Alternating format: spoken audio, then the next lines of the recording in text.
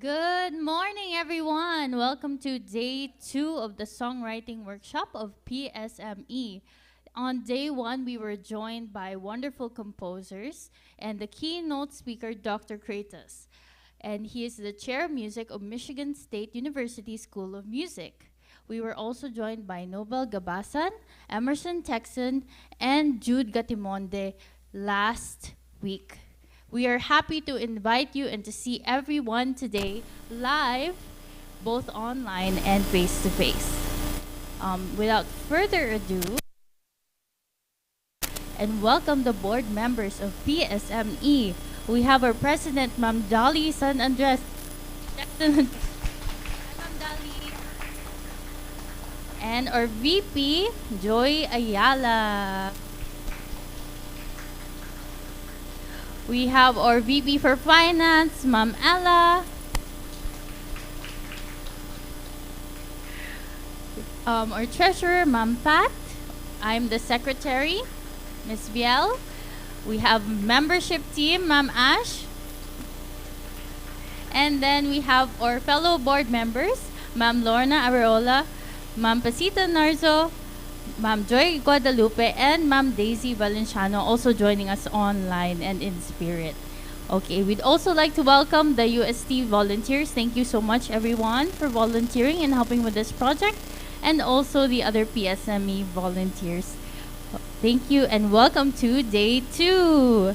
We're looking forward to speakers this morning, Mr. Gary Granada, Mr. Tyro Alfaro, and Mr. Joey Ayala and Tonton Africa. Without further ado, let's start the show.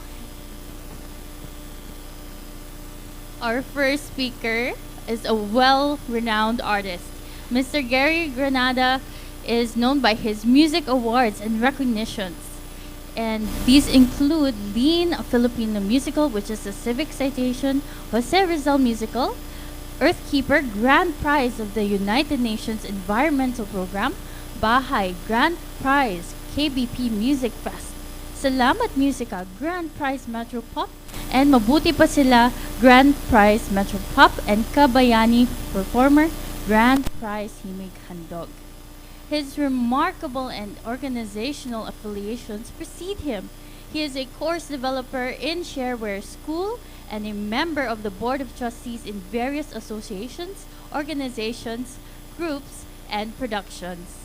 Currently, Mr. Granada is working on The Public as Social Movement, Shareware School, a communitarian framework for global citizenship, education, and Dimas Ayaran, which is a short sung-through Filipino musical depicting a little-known aspect of the history of the Katipunan, involving a central figure of its innermost chamber, the Camara Negra.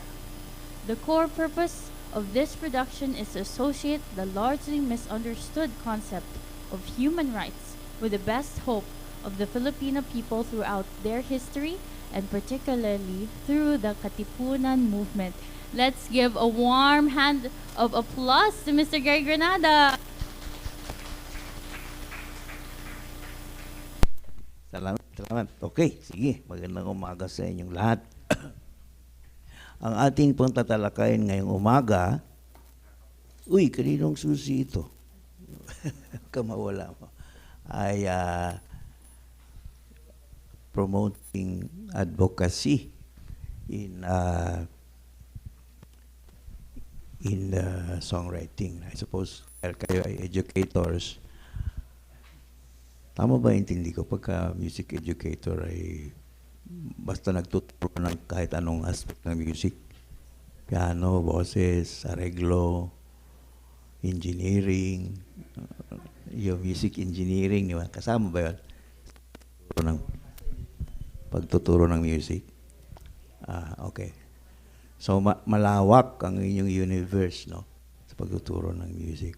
Now, when you say promoting advocacy, I don't imagine na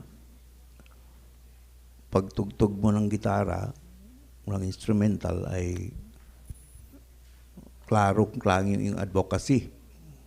No? Maliban siguro kung yung pagtugtog mo ay fundraiser para sa ganito, fundraiser para sa ganun, no? So, madalit sabi, yung advocacy, ah, heartlessly speaking, wala dun sa music. If you think about it, wala dun sa music. Pagpukpok ko ng drums, di ko naman sinasabi kung para saan yun, di ba? Or sa music. Ang advocacy is elsewhere, outside dun sa music. Doon sa content ng ating music. Of course, implied, minsan, halimbawa si Joey, pag tumugtog ng mag-reflect ng mga katutubong awitin, nag-advocate ng katutubong awitin. By implication, no? Kasi yun ang pinopromote niya. Kaya tayo pupunta doon sa mass advocacy. Gusto kong i-discuss sa inyo. Ano ba yung advocacy? Ano ba yung advocacy? Sino ba sa inyo makapagsasabi na may advocacy ako? Hindi nga. Anong advocacy nyo? Hindi, anong advocacy nyo? Specific. Ang advocacy nyo ay music. I want to preserve Philippine Music. That's one of my advocacy. Okay, that's yung music advocacy. Every time you play, siyempre pinapromote yung music. Any other advocacy na yung hindi lang music? Jo. Magpaligaya. Magpaligaya at magpaisip. Education, no? And yung cultural fulfillment, no? So ang advocacy ni Joy Ayala, gusto niya nang magbukas, magmulat ng isip at magdulot ng kasiyahan, kaluguran ng kaligayahan. Any other advocacy na involved kayo? Okay. So ang aking mission ngayong umaga, ilalahad ko sa inyo ang 50,000 advocacy para makapili kayo. Kung alin doon yung advocacy. Pero kasi sinasabi, hindi na ako makasulat, may writer's block ako. Writer's block, ang dami-dami pwedeng isulat, may writer's block naman. So that's what we're going to do this morning. As one, now we're going to do three things this morning. Number 2, ano kaya ang pwedeng gawin ng mga music educators na makakapag-ambag doon sa broader education agenda? No? And number 3, manunood tayo ng isang ehemplo ng paano posibleng magamit ang music in quote-unquote advocacy. Sagutin ko na kaagad yung number 2 para hindi na tayo magpatagal. Ang ating curriculum, ang sinasabi nila, naibsan ng kaunti sa kasaysayan. No, so hindi na natin masyadong pinag-aaralan. Theory nila kasi, ilipat na natin sa kolehiyo yun. O kaya nadaanan naman nila sa elementary. So, dadaan ka ng junior high, senior high. Wala nang history, doon, na subject na. That's a big gap. That's a big hole. At ang MAPE, nakalagay doon, music, arts, is PE, and health. No? So, ang laki ng lawak ng flexibility. No? And that alone, seeing the gap ng pag-aalis ng ating pag-uusap tungkol sa kasaysayan, pwedeng punan ng music and the arts kaagad. Kasi libre naman kayong mag-explore. Mayroon kayong academic freedom to ano ba yung gusto kong ilagay sa music education, sa arts education? Eh di yung perceived na kakulangan dun sa iba, yun ang pwede natin ilagay. So tapos tayo sa number 2. Balik tayo sa number 1. Ano ang advocacy? Okay, ang ito proposal ko. Ang advocacy ay pagtugon sa challenges ng lipunan. Okay? Ay isang challenge ng lipunan. At isa lang ang challenge ng lipunan. Ang challenge ng lipunan, yung kapantayan. Ganun lang. Kasi kung pantay tayo, wala nang need for advocacy. Wala tayong advocate. Wala para sa pang-advocacy. Nag-advocate ka lang kasi mayroong disparity. Yes, may disparity kaya ka nag-advocate. Gusto mo ng parity. Gusto mo ng kapantayan. So, simple lang siya. Hanapin lang natin yung disparity. At pumili tayo dun sa mga disparities na ito. At yun ang aakuin natin advocacy. No? Yeah. Or you can always stand up and interrupt me and say, I don't agree or anything. This is my proposal. Paano natin gagawin yon? But bago yon, let's just take 2 minutes on seeing some picture ng lipon ang ating kinaroroonan. Ha? 2 frames lang muna. Take silent reading. Okay.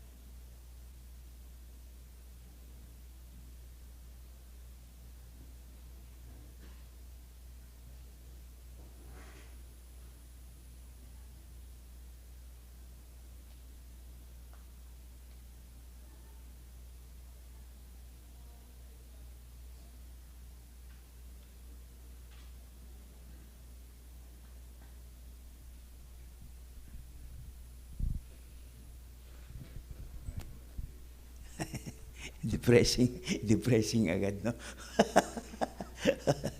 May start yung araw, kasi patulog pa lang ako eh. Okay.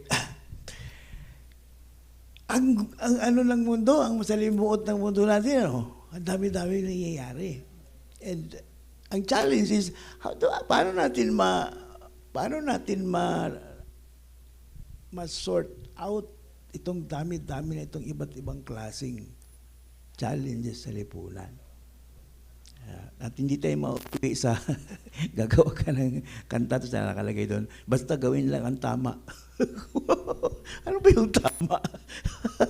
Hindi ko lang sinusuri. Kailangan natin ng suriin. Suriin natin ng lipunan upang maunawaan natin bakit ba nagkaganito.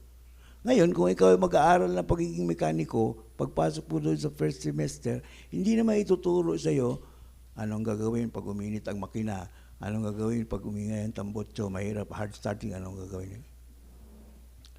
Ano ituturo sa iyo sa first semester? Parts and functions of a vehicle. Walang katulad itong gulong, ito, anong ginagawa nito. Pag nag-aaral ka ng gitara, hindi paano gagawin ng D7, paano gagawin yung hindi ganun lang ituturo sa iyo ng iyong guitar teacher. Tinong guitar teacher?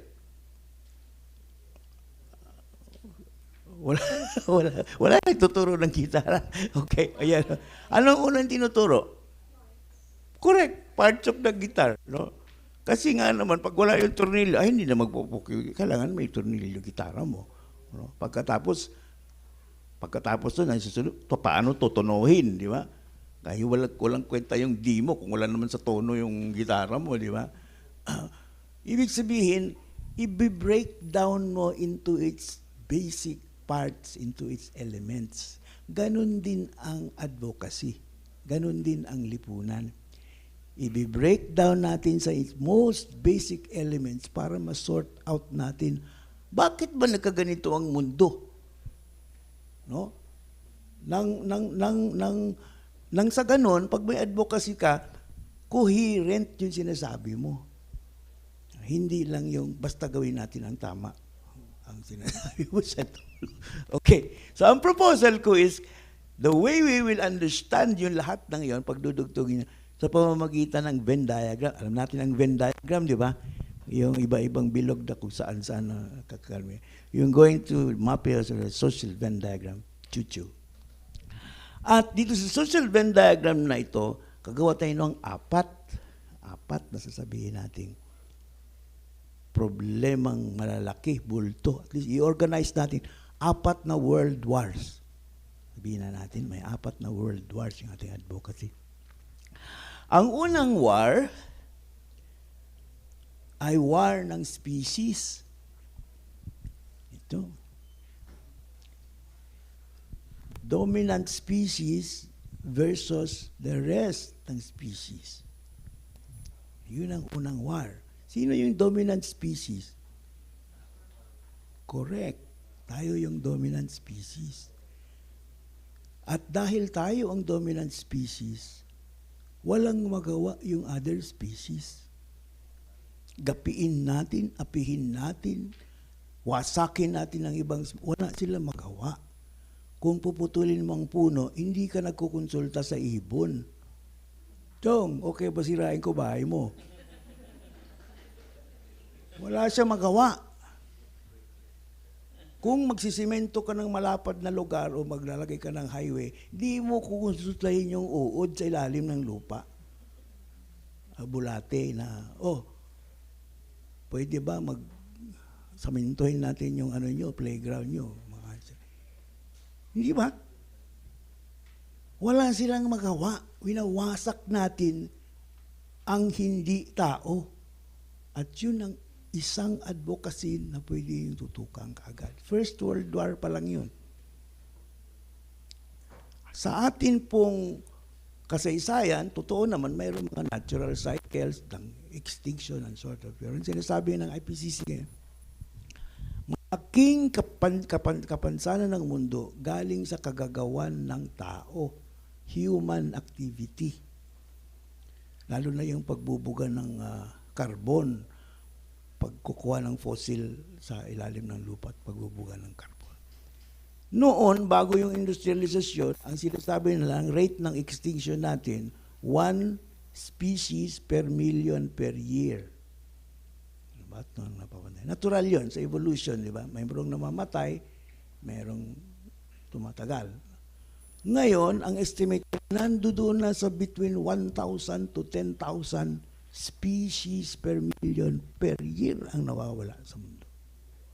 Ganon tayo katindi. Mamamatay species na uri. Malaking bagay yun na pwede ninyong tutukan bilang advocacy. Ano ba yung sabihin ng extinction? Nawala yung buhay, di ba?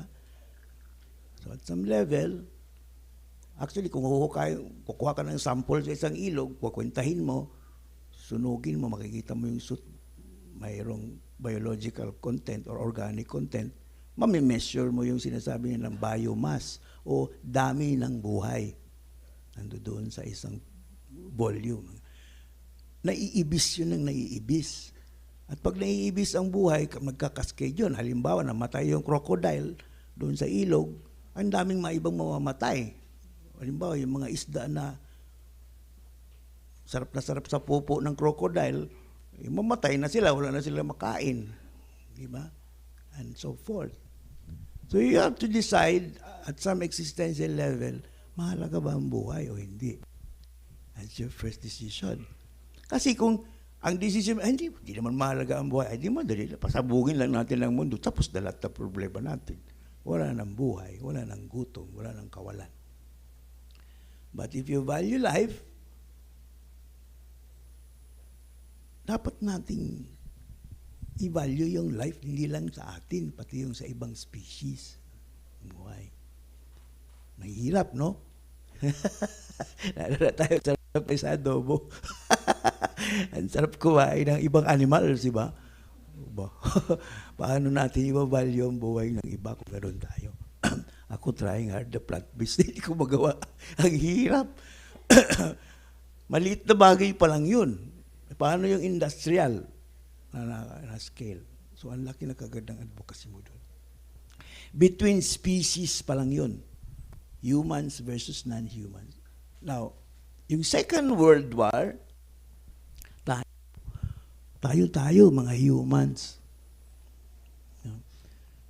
Peoples and persons. At dito, naku, ang dami mga maliliit na gera natin. Diskriminasyon. Halimbawa, sex discrimination. No? Ang ating mga organisasyon namamayagpag ang mga kalalakihan.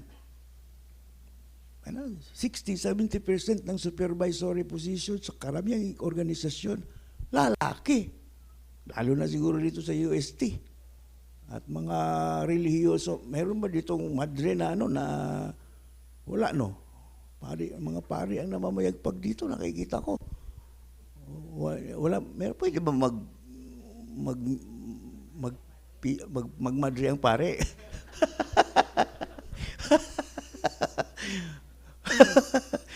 Sabi, bakit ganun, no? Wala nga yata, pwede ba maging pari, ang babae,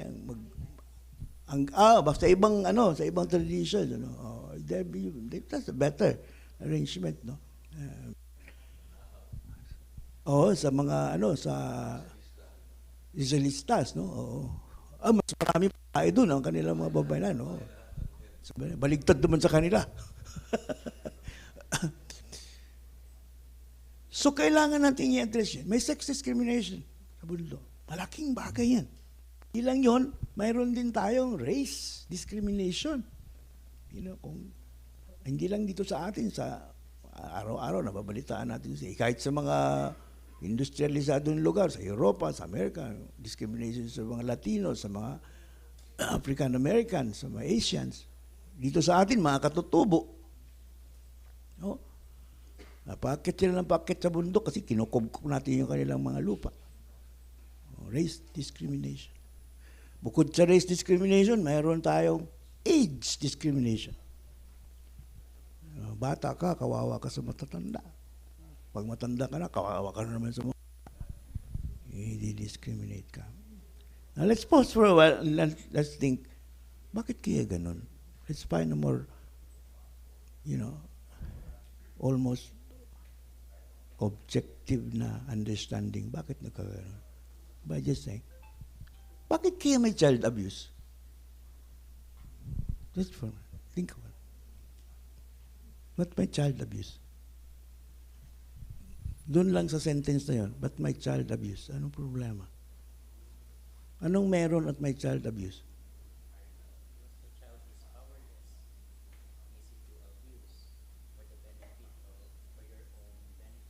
Okay. And you fail to deliver what you need, to deliver what you mostly acquired, what you mostly desire for. Anytime you are abusing others, and children are the ones easy to abuse because they are powerless. Ang haba ng sagot niya sa Michael. Ang daming advocacy ng kanyang isip. That's correct, no? Kasi, in short, may child abuse kasi may child.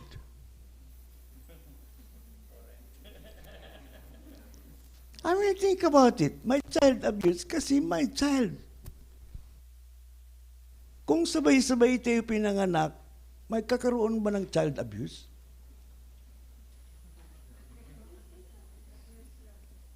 Abuse lang pero walang child. Tama. Kung pare-pareho tayong lahi, magkakaroon ba ng race discrimination? Hindi. Kung pare-pareho tayong mga kababaihan, magkakaroon ba ng sex discrimination? Anong napapansin niyo sa pattern? Saan nanggagaling yung discrimination? Therefore, correct. galing lang sa ating diversity is almost axiomatic. Kung walang diversity, walang discrimination. Nagkakaroon tayo ng discrimination dahil sa ating diversity. So madali lang pala. Spot the diversity, spot the discrimination. Diba? Spot the difference lang pala itong laro ng advocacy na ito. Spot the difference. Ituloy natin yung difference. Bukod dun sa tatlo, mayroon tayong physical discrimination, physical and mental discrimination. Hindi ba? Kapag nagtatrabaho ka, naku, patay ako, hindi ka pwede, pandak ka, maitim ka, pango, malaki tiyan mo, ako, bugi, kalbo, parang nasasaktan ako sa sinabi ko. Yun naman pala, pag kinumbine-combine mo yun, maganda naman pala nakalabasan. Di ba, lagi mga wanted, pleasing personality. Bakit ganon? Ay, paano kung hindi pleasing yung Personality na lang. Oo. Sa physical pa lang yun, mayroon kang Down syndrome, mayroon kang Alzheimer's, physical, may kapansanan ka, discriminated ka. Mayroon kang ano sa mental, lalo na ngayon, ang dami mental crisis. Sabi, kung ano tinatawag sa'yo, masinto-sinto, mga kung ano. Hindi ba? Imbis na gawan mo ng pampa-equate, ay lalo mong di-discriminate. Doon sa pang-apat pa lang yun. Pang-lima na discrimination, occupation and skill set discrimination. Kahit ikaw ang pinakamagaling na maglaba sa buong mundo, hindi mo maaabot yung katiting lang parte ng sahod ng isang abogado. Pinakamagaling ka na maglaba niyan, ha? Kumpara sa pinaka-bopol na abogado. Hindi nga, lahat pa na kaso talo. Mas mataas pa rin sweldo ni abogado siya. No? Lahat ng pasyente niya na panamatay, doktor eh. Hindi makaabot yung pinakamagaling maglinis ng bahay. Iba yung skill set nila, pero iba yung valuation ng buhay. Bakit ganun? Pare-pareho kong nagko-contribute sa buhay. Yung best. Finally, mayroon tayong preference and orientation discrimination. Nilalait natin yung ibang preference sa atin. Ay, ang baduy na magdamit. Ay, ang music mo, jologs. Ang kanyang mga, lalo na tayong mga educated tayo sa music, no? Mga, ayaw natin yung mga, mga, tawag natin dati yung bakya, di ba? Ay, mga bakya, crowd yun namin yan. Actually, sila bumubuhay ng industry. Sa 13 na album sa sa Ivory, si April Boy ang nagsisave sa 12 hindi bumibenta. Na mga sosyal na mga hindi bumibenta. Si April Boy. Abot kami ng 150,000 cassettes pa nung araw. Na. Triple platinum. Kung sasabihin. No? Hindi, bukod dun sa petty na yon, ng mga maliliit na bagay na preferences natin, pati yung ating love life, pinupulaan ng mga pari ng UST. Demonyo ka pagka, di ba? Di ba? Pagka ang boyfriend mo ay boy din, ay nako, ano ka, mapunta ka sa impyerno. Wala naman siya pakialam. Hindi mo kita pinakialaman. Bakit ba pinakialaman mo yung aking preference? You are discriminated simply because of your preference. At dito sa anim na ito, at least sa anim na ito ang mga digma natin na ang dami na ng advocacy. Naubusan na ba kayong advocacy? Hindi kayo maubusan na ba? Andito pa lang tayo sa pangalawa na war. Pag hinalo mo ngayon yung mundo ng humans and non-humans at yung talento ng mga peoples and persons, ano ang ma-produce mo? Pag hinalo mo yung natural resources at yung talents ng people, human resources, anong mapoproduce? Lahat ng nakikita ninyo sa room na ito, itong mikropono, itong mic stand, yung inyong inuupuan, yung ilaw, lahat yan galing sa natural resources and human resources. Goods and services. Anong ibig sabihin? Anong ibig sabihin ng goods and services? Saan kayo nare-remind yan? Ha? Anong nagagawa pag kinumbine mo yung natural resources at human resources? Merkado. Nagpapalitan tayo. Ipapalit ko sa iyo yung nagagawa ko. Bigay mo sa akin yung nagagawa mo. Exchange. Dami-dami natin ginagawa. Saan mapupunta yung sobra? sa mga meron. No? At may iwan natin yung pangatlong digmaan natin, digma ng mga meron at wala. Digma ng yaman. Iilang mayayaman. Hindi yung konting yaman lang. Mayayaman talaga. Yung less than 1% of the population. Dito sa atin, walang mayaman dito. Yung, ano ba ang piliin nyo? Ayala? Si Joey lang dito ang may ayala. Mahirap na ayala.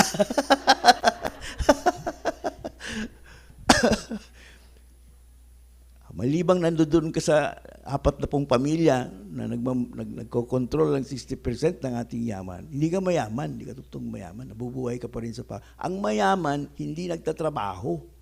Ang mayaman ay ang pera nila nagtatrabaho para sa kanila. Ang totoong mayaman. No. Ang mga pangangailangan ng lahat, mayaman o mahirap, halimbawa, ito. Yung needs nating lahat. Pagkain, kalusugan, housing, clothing, education, employment, malinis na kapaligiran, communication, transport, peace and order, rest and recreation. Lahat yan, kailangan natin lahat. Di ba? Hindi kayo mabubuhay nang wala kahit isa dyan, I think, no? Pero pag hinihambing mo ang kalagayan ng mayayaman sa mahihirap dito sa sukatan ito, kailangan natin lahat. Ang layo ng kalagayan ng naglipa ng mahihirap doon sa kalagayan ng mayayaman. Ba? Mayroon nakatira sa lansangan. Walang privacy. Nandun na natutulog katabi ng mga aso na wala ring privacy. Diba? Buti yung mga aso, nasanay na sila walang privacy. Ay mga tatao, ang dami nilang bahay na wala naman nakatira. Dami nilang lupaing pag-aari. Hindi man nila ginagamit. Ang layo ng disparidad ng yaman at hirap.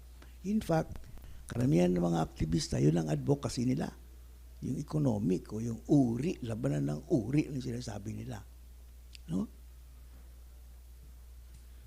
Bukod dun sa pangatlong digma ng ekonomiya, alam mo, pag nabusog ka na, anong ginagawa mo? Pag busog ka na, anong ginagawa nyo? Upo ka na doon sa piano mo. Tukar-tukar ka na ng mag-music ka na, no? Mag-iisip ka na ng mga walang kakwenta-kwenta mga bagay, katulad ng, ano ba ang kabuluhan ng buhay? Mga ganun lang. Kasi busog ka na di ba?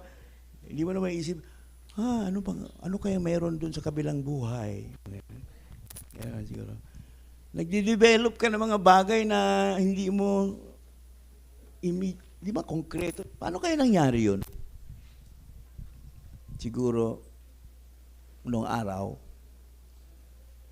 mga 500,000 years ago, buhay na si Enrile noong nakala niya. May yung kwento. Sabi, namatay yung kaibigan niya. Kaibigan niyang matalik. Hindi niya matanggap na wala yung kaibigan niyang matalik. Anong gagawin mo pag hindi mo matanggap? Ano ba tawag nun sa psychology? Denial. Magdi-deny ka na namatay. Matay mo. Nawala siya sa buhay mo. So para mag-cope ka, mag-iisip ka ng i-deny mo, hindi yun namatay. Nagpunta lang yun, may pinuntahan lang. Magkikita din kami noon. Doon sa kabilang buhay. Nag-imbento ka ng kabilang buhay kasi hindi mo matanggap eh. Nag-imbento ka na, ay may mga wais. May kabilang buhay pala. Lagyan kaya natin ng gate. Kami ang gate ng kabilang buhay. Pag hindi ka duman sa akin, hindi ka papunta doon sa kabilang kausap sa kabilang buhay. Gumawa ng gate sa kabilang buhay, gumawa mo ng laking relihiyon. Okay, yung mga mababait, papunta sa kabilang dito. May mag-member sa akin, maganda ang buhay nyo sa kabilang buhay. Dito kayo, malaking abuloy, maganda ang inyong buhay. May kamag-anak kayo doon, hirap na hirap, panalangin nyo, ano lang, 20-20 lang, pwede na. Ay, doon sa aming parokya, iba na ngayon. Unli na yung names, 150 pesos lang. Dati, per name di ba? Ipapanalangin mo ang kaluluwa ni... Panalangin mo. Unli na ngayon, 150. Promo na si Bahat. Gumawa lang yung racket na reliyon.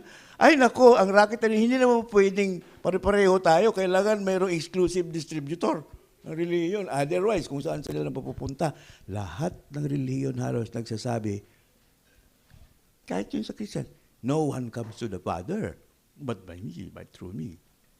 Ganon din sinasabi ng ibang religions. Ako lang.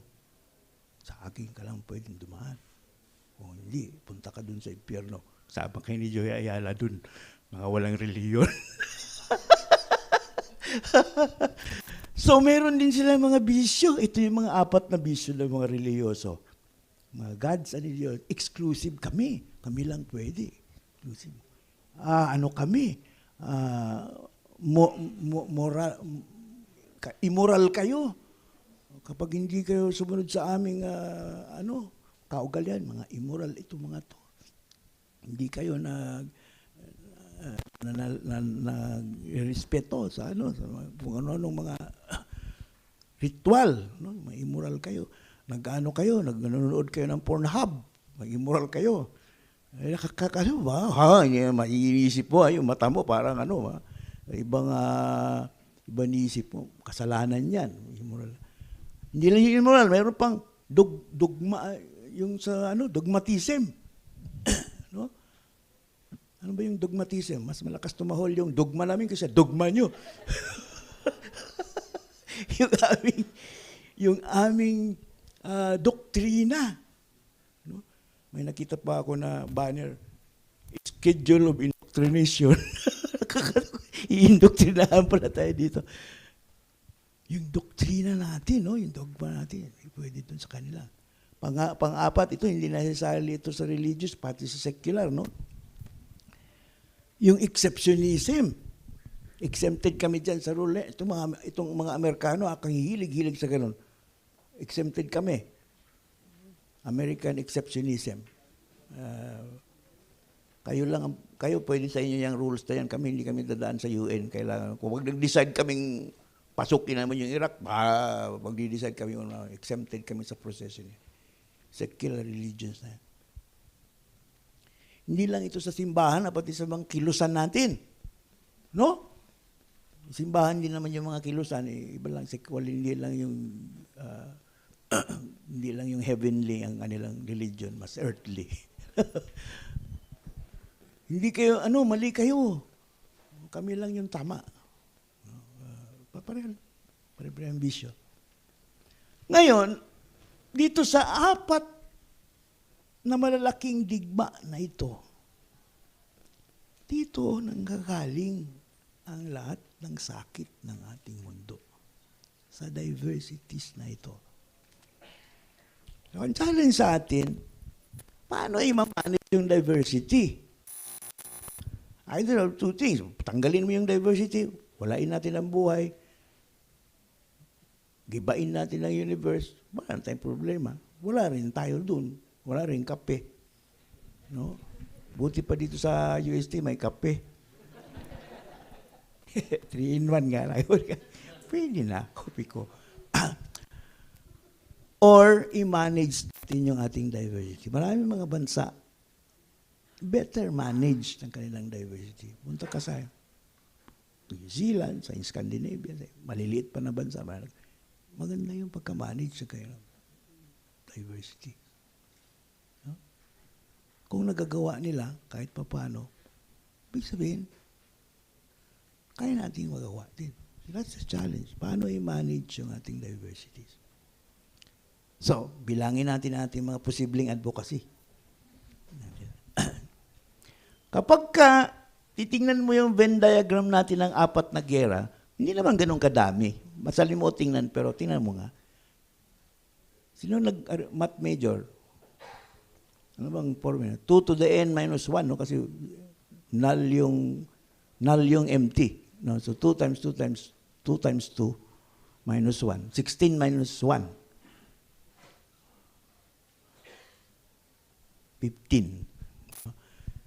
Ibig sabihin, may 15 na pwede kang advocacy. Iba-ibang year na yan. Yun nga lang, doon daw sa peoples and persons, hindi lang naman isa. Hindi nga 3. Kung 3, 7. Pag binilang mo yung 3 na yan, 7. Pag ginawa mong 4, 15. Pag ginawa mong 5, ganyan yung Venn diagram ng 5, 31. Ang advocacy mo. Eh sabi natin, 6. 6 na gera dyan. So ilan na yung pag kinumbine-combine mo? Yan ang 6 na Venn diagram. 63. 63 na yung advocacy mo. Paano yung gina-combine-combine? Halimbawa, yung subject ay may kapansanan, na bata, na babae, na walang trabaho. Andito ka sa economy. Ang dami mo lang advocacy. Doon na nakatira. Punta tayo dito sa economics. Ilan ba to? 13. Hindi pa ako nakakita ng Venn diagram na 13. Ang pinakamadami nakita ko, 7. Yan na nakikita ko, 7 Venn diagram. Sa 7 pa lang, 127 na advocacy mo. Ay yung economics, typically, at least 3 bagay yun. Anong pinoproduce? Production. Papaano dinidistribute? Distribution. Papaano kinoconsume?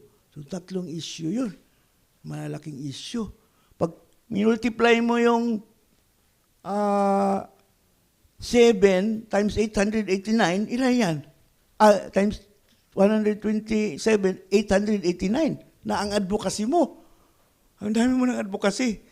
Kasi nakatira siya dun sa ilalim ng train, transportation. Walang malapit na paaralan, education. Mayroon siyang sakit kasi health na naman. Paglaruan, health and recreation, ang dami mo ng advocacy. Try mo itong 889 times 63, 50,000 plus na advocacy. Pwede mo nga. Kung NGO ka, di ka maubusan ng project proposal dito.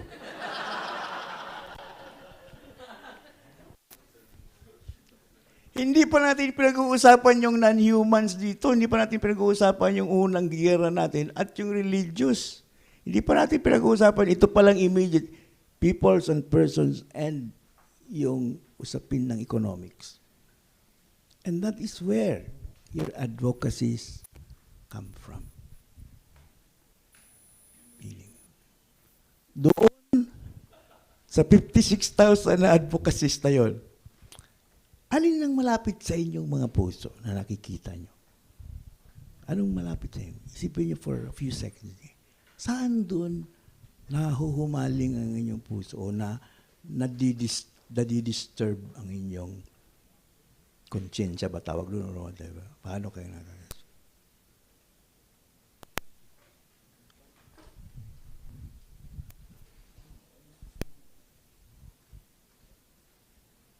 Sinong meron ba kayong naisip? Kayo po. Okay. Alin dito? Or combination na to? Doon sa mga... Siguro po doon sa people and persons po. Lalo po sa pag-discriminate ng kulay, especially dito sa Philippines. Pag mas maitim ka, mas mababa yung tingin sa Doon sa physical. Physical, oo nga. Yung mga baboy, wala na sila makain na papaya dahil ginagamit na natin yung... Maglikas papaya, rin kayo. Papaya, okay. Ano pa lang yun? Isa lang yun. No, isa pa lang yun. Malaking bagay yun. Nare-reinforce kasi ng negosyo yun eh. No? Binibigyan tayo ng, bakit nga ba pinapayagan yun? Ano? Ipangalandakan na ang maputi ay preferable kaysa oh, yun, naging combine ng iyon yung advocacy mo at advocacy niya. Ang commercialism, mag-collaborate na kayo. ng inyong composition. That's how it works. Hindi kasi siya mag-isa lang. Nare-reinforce siya ng iba-ibang elemento dito. Kayo po, ano po ang naisip nyo na advocacy? Or rapid sa inyong position? Something that...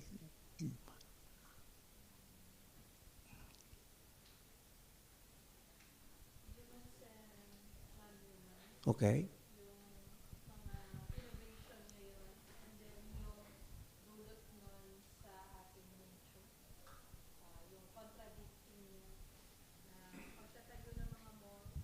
Okay.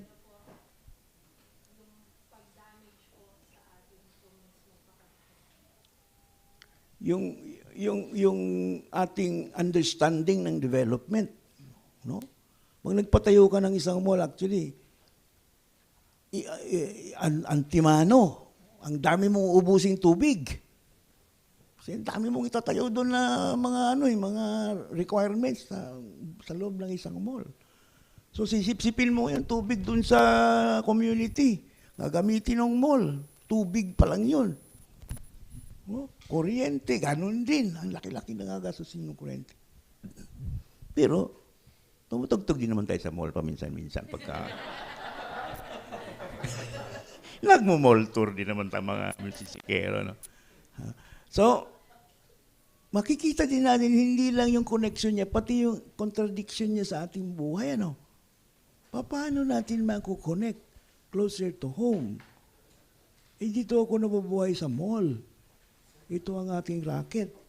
Thank you.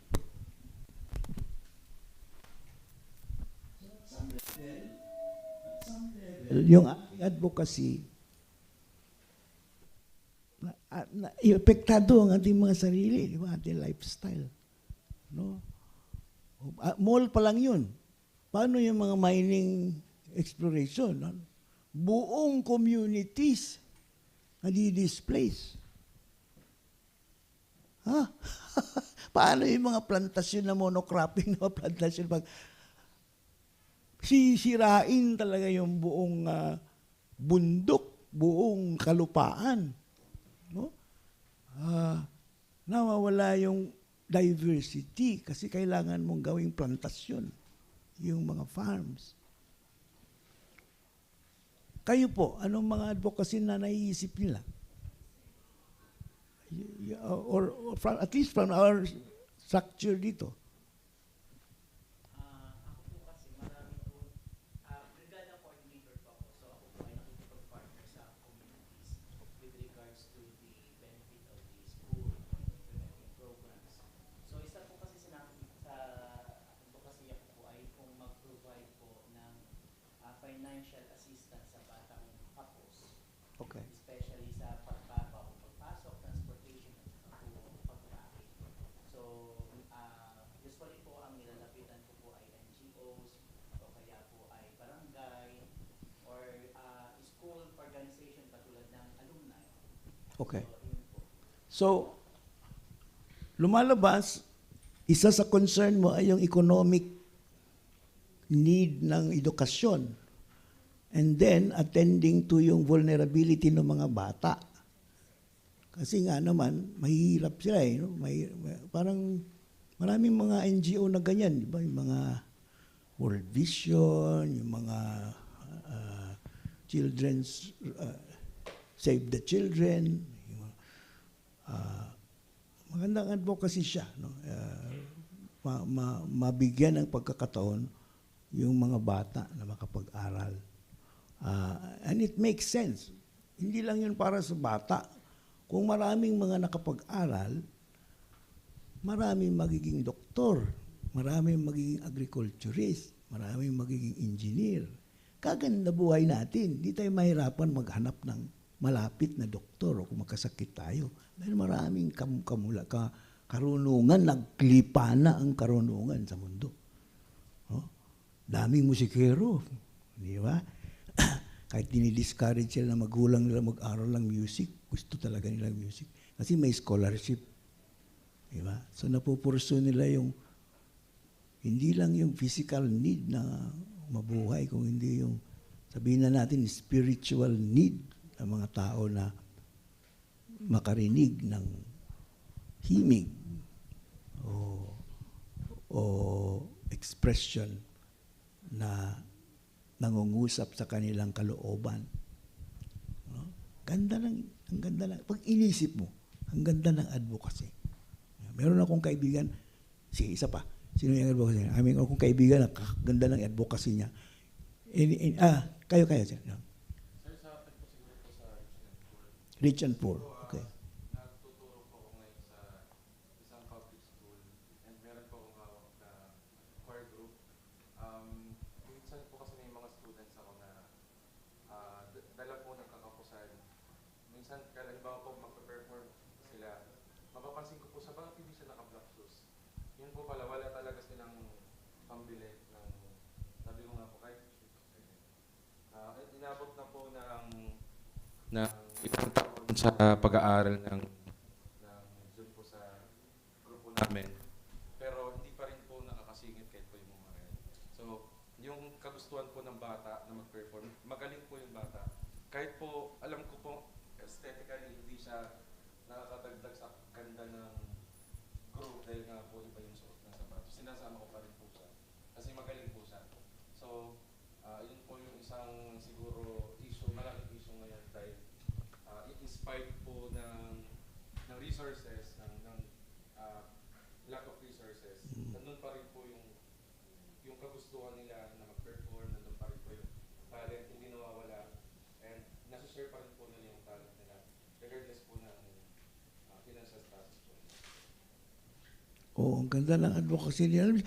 Yung effect pa rin kami ng advocacy na yon, hindi lang dun sa bata. Marami akong narinig ng mga kwento. Halimbawa na nakup ng isang bata na nabibigyan ng pagkakataon. Nung lumalaki sila, ginagawa nila din para sa iba. Yung kanilang natutunan. As opposed to, pinatay ng tatay mo na isang pulis, na i-JK tatay mo, ikaw na bata ka, natatrato ka ng gano'n, sasama loob mo. Gusto kong magiganti dito. So magkaroon ka din ng cycle ng violence sa buhay mo.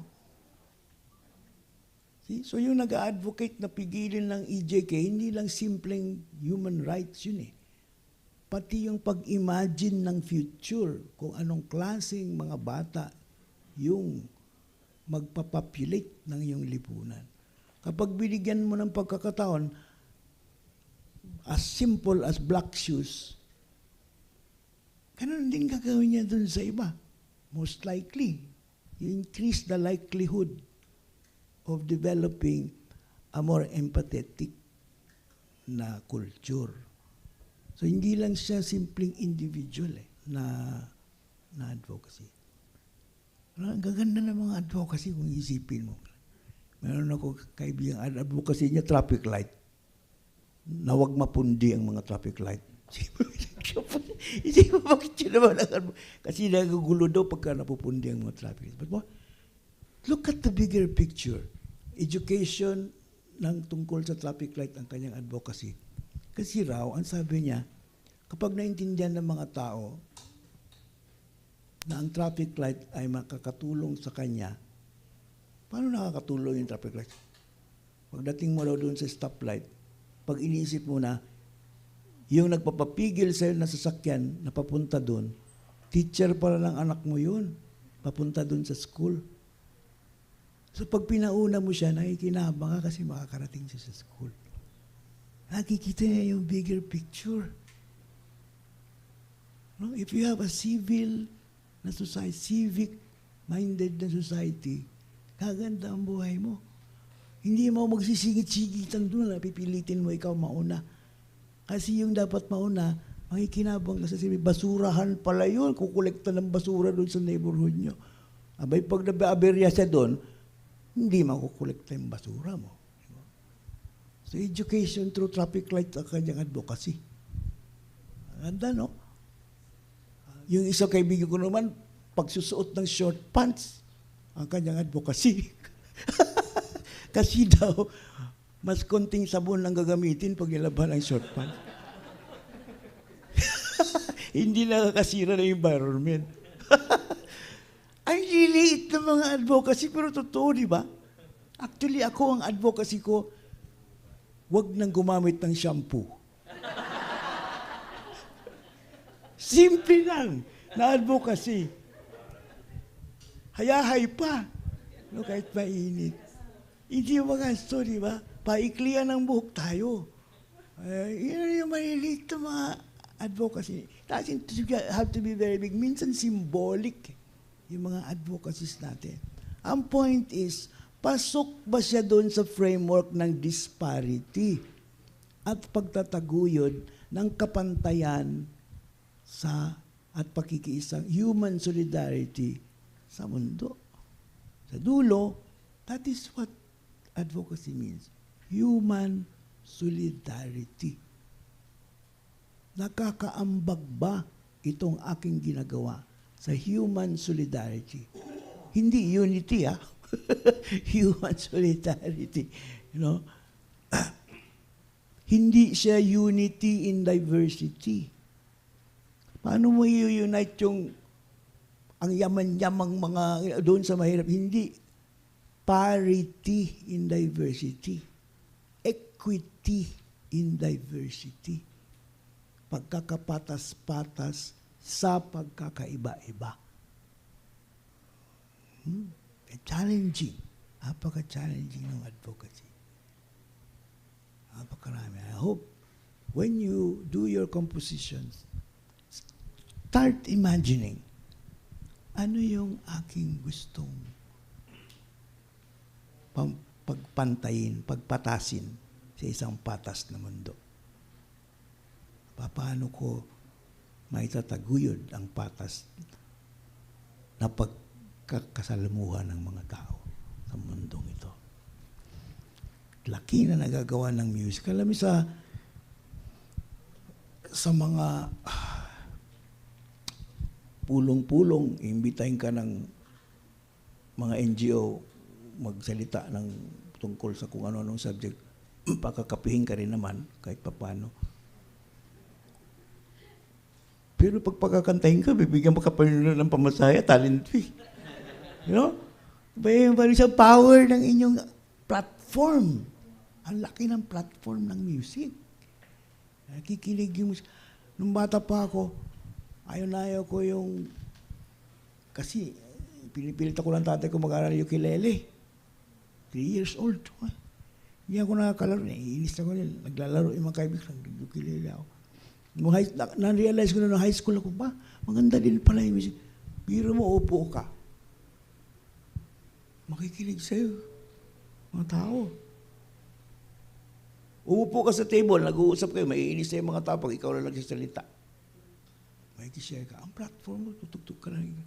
Tapos na-discover ko yung microphone. Isipin mo yun. Uupo ka doon sa isang pub, 45 minutes, walang may ibang hawak ng microphone, ikaw lang. Hindi lang sa magikinig sa'yo, magbabayad pa. Ang laki ng platform mo. Ikaw lang, walang sasalita. Parang itong ginagawa ko, ako lang salita ng salita. Mayroon kang platform ng microphone. May platform ka ng music. Ang powerful nun. Ang mga gathering. As opposed to mag-uusap-usap kayo na nakakaya naman pag ikaw lang lagi magsalita. Sabihin, paano mo rin yung iba. Nakadalawang sentence ka pa lang, 3 na kaagad ang objection. Diba? Pero pag kumanta ka, wala nag-o-object. Wala nag-o-object pag kumakanta ka. Nagtatakip lang ng tenga, pero hindi nag-o-object. So that's the power that you hold as creatives. Ano may platform. And of course, yung students yun na tinuturuan nyo. But, advocacy. Gusto nyo bang mag-ambag bago tayo, ang susunod natin gagawin yung number 3. Ano ang pwedeng example natin na paano nang gagamit ng music sa isang advocacy? Ang aking advocacy ay tungkol sa kasaysayan. Gusto ko ma-recover yung tradition, pag-appreciate ng kasaysayan. Baka mayroong gustong mag-share sa inyong mga ginagawa. Yes, sir. Kami po, sorry po. Ay, kami po actually po sa Bicol. Ito actually yung suot ko ngayon. We have this indak mo tugtog ko. Ina-advocate po yung preservation and conservation po nung mga Bicol folk songs and folk dances po through rondalya and the dances po. So, kaya may grupo ko po kami sa Bicol na Retro, the Regional Teachers Rondalya and Dance Company. Actually na, so cultural, na parang gagawa nga po kami ng book. Nandun lahat ng folk dances. Naka-annotate na sila with the steps na yung gan. Cultural, no? Cultural na celebrating yung community. It's not really as much a cultural expression as much as building yung community building. No? Maganda yung project niya. Burabod ba yun? Yung isang project yun sa music naman. No? Ang hirap dun sa Bicol, ang dami nilang salita. No? Ang dami nilang salita na iba-ibang lugar. But that's local languages. No? Pag gumawa kayo, try nyo nga magawa sa inyong Bisaya ako, nagawa akong collection ng mga Cebuano songs. Ang saya. Bicolano.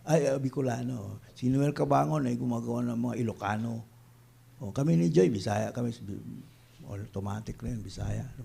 Mas marami actually kaming napoproduce. 20 million plus Visayan speaking users. So, mas marami kami nagagawa kaysa mga Ilocano na productions na original. Sino pang gusto magbahagi? Or you having some questions? Or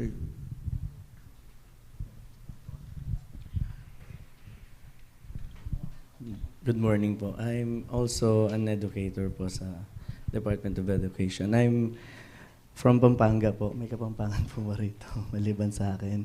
Ayan. Kasi last school year, yung tumaas po yung rate ng suicide sa mga students namin.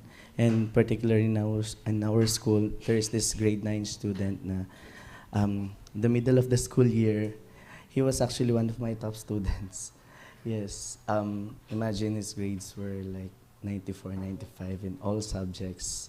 And then by third grading, suicide siya. So probably, kasi ang dami pong talented na students, alam natin yan. Like, I was listening last Saturday. Oo nga naman, bigyan mo lang ng pentatonic. Kasi meron na silang lyrics eh. Kasi nanggagaling po sa experiences nila yun eh, their lived experience. So, I also am the guidance designate of our school. That's why I really want to promote yung mental health, insecurity, and order ng mga bata. Not only those students na nagsasuicide because of this different misunderstanding in their family, but meron din yung mga abused, katulad po na sinabi nyo kanina, abused by their parents even more. These little girls na even at the age of like grade 5 na abuse na. So they cannot even express that. So I'm currently handling MAPE subjects din po. So I'm teaching my students to express, not only in music but in arts as well, na if they're bottled up, yung emotions nila, doon nila i-express. Kasi hindi na po nila masabi. So, I'm advocating really yung mental health po ng mga kabataan. Especially nowadays, na akala nila ang expression lang yung nakikita nila through TikTok and everything. There are different means and in a proper way, sabi ko nga, na hindi kayo, kasi sa Pampanga po kasi talaga mayayabang po mga tao eh. tatak po sa amin yun. No? Ayun, misunderstood kapag, baduy ka. Baduy ka pag ganyan. Hindi na nila naiintindihan. Parang more on, dapat makibagay ka. Communal. Nawawala po yung individuality ng mga bata. So that's what I am really advocating, their mental health and their individuality. And probably through this, pagbalik ko doon, I might be promoting yung song composition sa education.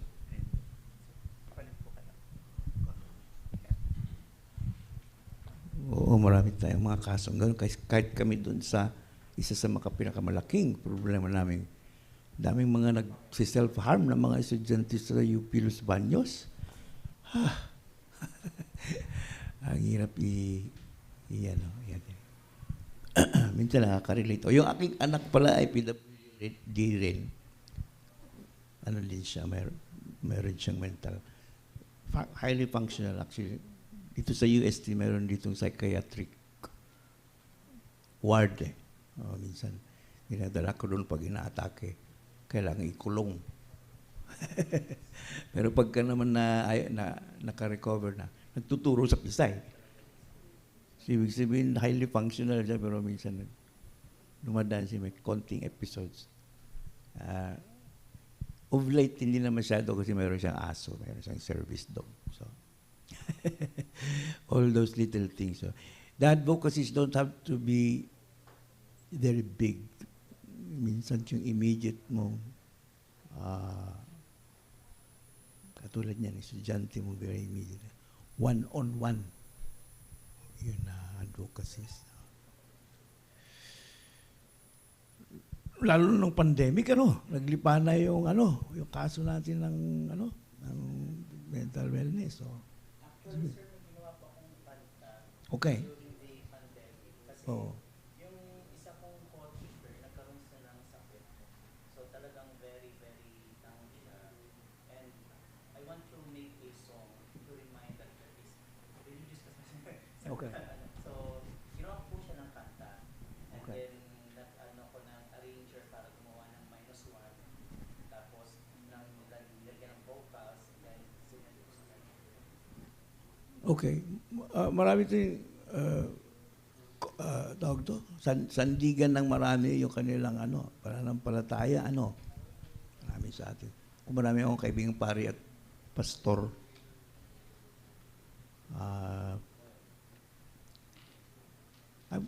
I wouldn't call it, I would call them religious, may just spiritual siguro. No? Ako po ay, atheist ako kaya bagaman gumagawa ko ng mga churches yung kantang pangsimbahan kasi mga kaibigan ko maraming pare. That doesn't mean na hindi tayo kumikilala ng hindi natin alam. No? But we have to be intellectually honest to say, marami tayong hindi alam. But that doesn't mean religious ang solution. Kailangan natin alamin palalo. And spirituality, I think, is one resource na pwedeng i-explore ng mga tao. Okay.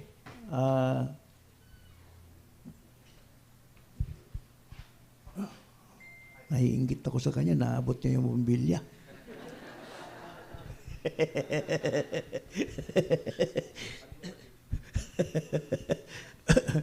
Sige, maaga pa naman, pero makinig tayo ng isang two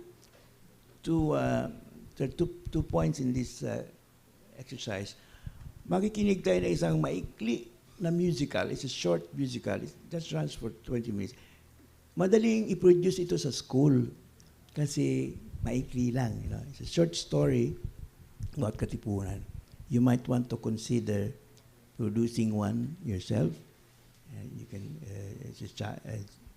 hindi siya yung mahabang-mahaba. Pwedeng ikwento ang isang subject sa isang musical. Ang pangalawa,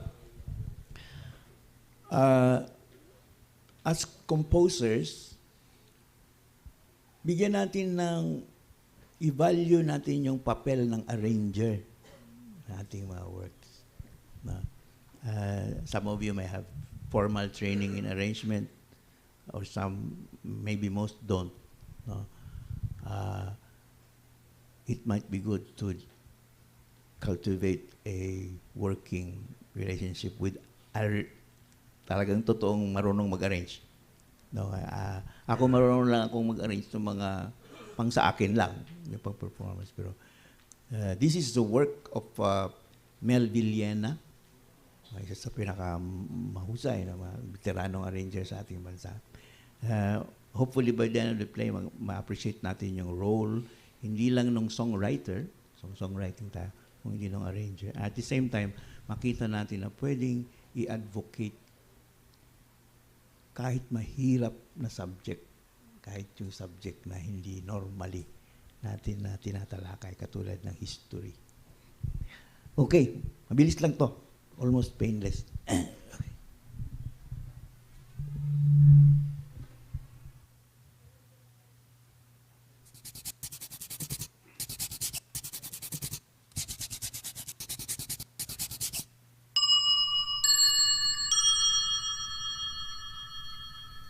Sa loob ng lihim na kilusan ng mga anak ng bayan, ay may lihim pa uli na komite na tinaguriang Sangguniang Lihim.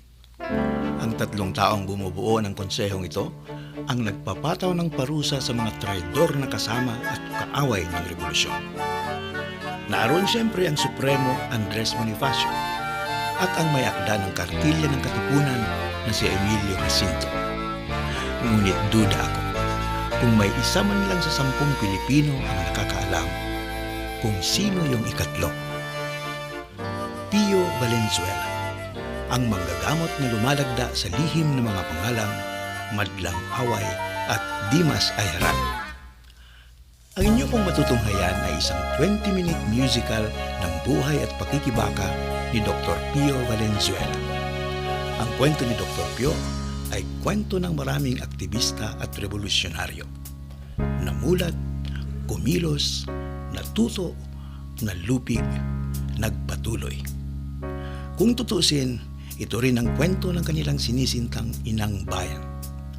Nagkamalay bilang bansa, nakipagdigma upang lumaya, natutong mamahala, nanatiling gapi ng banyaga. Subalit, patuloy na nag-aadhika ng lipunang makatarungan, maunlad at mapayapa.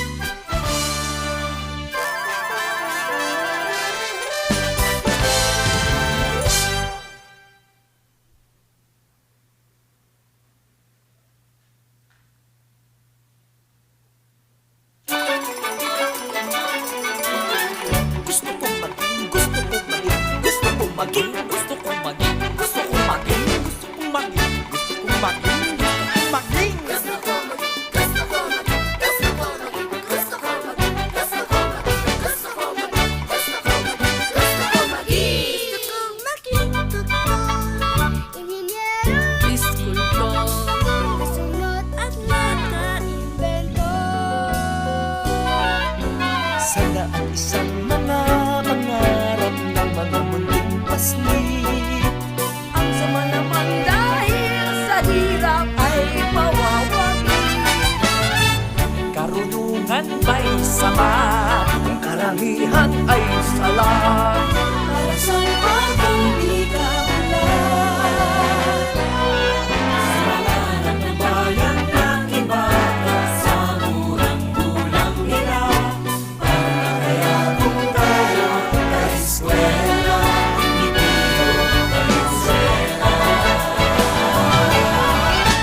Matututo ka rin ng anong saysay ng matutunan. Kung makikinabang langit sarili mo, pinagluban ang tanaw sa mas malawak na lipunan. Ang nakiramang bayan, paglutuhan ng bayan ko.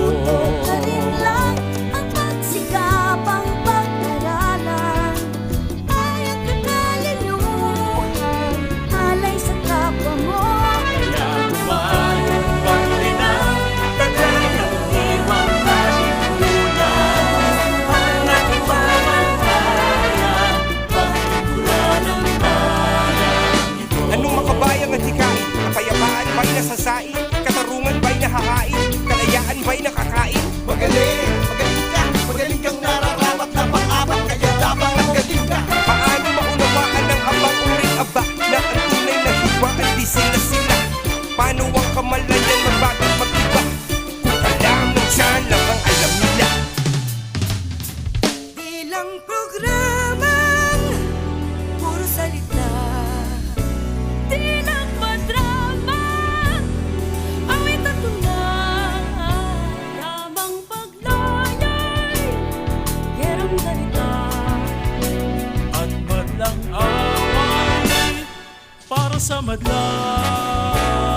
Alay sa manla, alay sa manla, alay sa manla.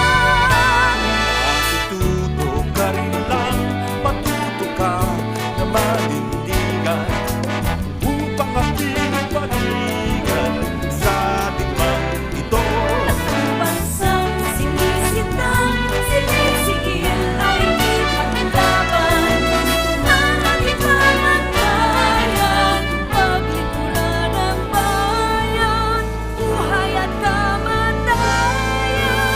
Sulong anak ng bayan!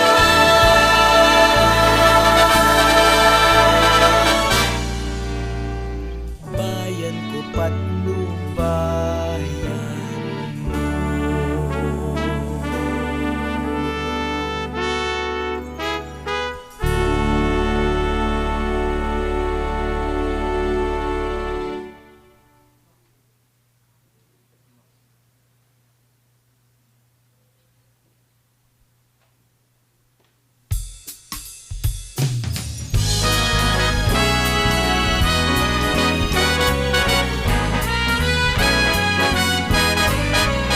Ay sarap pag-usapan at pagtatalunan, pagdedebatehan ng teorya. Ngunit anong aanihin kung panatilihin at di babaguhin ang storya?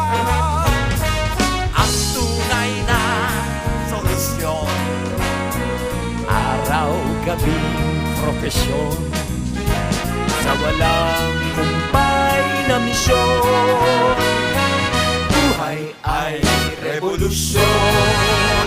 Dr. Pio, ang kilusan organisahin. Dr. Pio, ang lathalaan patakbuhin. Dr. Pio, ang sugatan ay intindihin. Dr. Pio, Dr. Pio, Dr. Pio.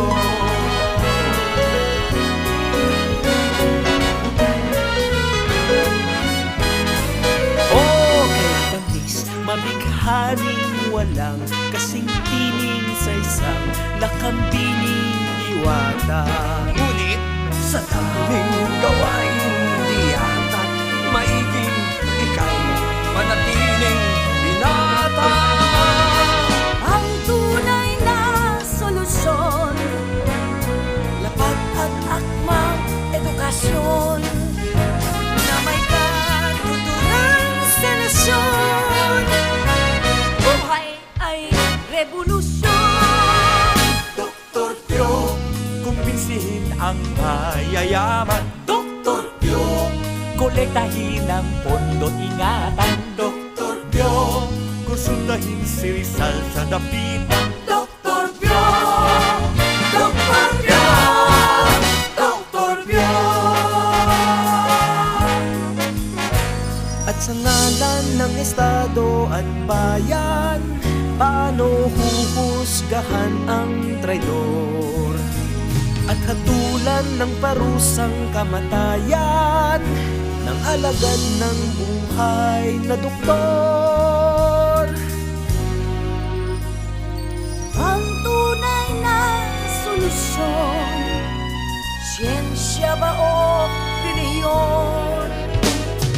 Teorya ba o sitwasyon? Buhay ay revolusyon. Dr. Pio, kinakapanyakang supremo. Dr. Pio, mga hapon ay kausapin mo. Dr. Pio, himukin lahat, aura mismo. Dr. Pio, Dr. Pio. Dr. Pio, pati na ang di mabawaran. Dr. Pio, natatagang di mabataran. Dr. Pio, kasama ang limas ayaran. Dr. Pio, Dr. Pio, Dr. Pio.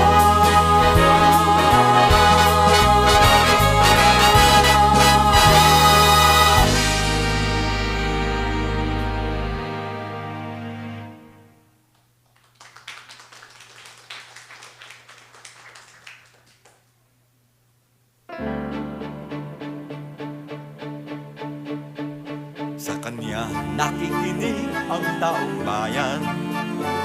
Kaya dapat marinig ang katibayan na sinisal sang-ayon sa ating nilalayon at tapos ng desisyon na revolusyon. At ang natasan ng kataas-taasan, kamalas-malasan. Napiling emisaryo, di po ako Procopio. Ang ngalan ko ay Pio, doktor ding tulad nyo. Sa abang mga bisita, anong inyong reseta upang ang taot masa mamulat ang mata? Oh, oh. Dalawang doktor, dalawang pasyente, isang kurador, isang ponente. Sa kabiguman ng tao ay suma ng luto sa dusa ng bansa. Paglabat, paglaya, kung may mas sumalang, kundi magpulos dili at di sa alang-alang buhay na masawi. May kaya'y pagsikapan, yakagin na sumali, wag lang makakalaban, kundi man kakampi. Wow! Dalawang doktor, dalawang valiente, Conquistador, Microbiong peste, sa katarata ng tao, tasayo dito sa piling ng pansin. Pagbakat, paglahaya, malamang matuklasan at mabilitan, kilusang di pa handang makipaglaban. Ang pagbabantayan, aral ng kasaysayan, nasaan ang hadlang, nandun ang paraan. Pag meron ng armas, ay malalaman nyo. Hindi! Pag meron ng armas, sumugod na kayo. Habang Espanya ay mahina, umpisahan na ang digmaan. May bata yung usapan, tagal ko nang kailangan. Revolver na sandatang, baka meron ka dyan. Ang kapalit ay sulit, baston niyang ginagamit, at gusto niyang inukit, huwag sanang mawaglit. Yahoo! Dalawang doktor, dalawang pasyente, may diktador pag may botante. Sa kapansanan ng tao, galing at serbisyo, sa sugat ng banso, Sa posas ng madla, ang lunas na tugma, higma ng paglaya.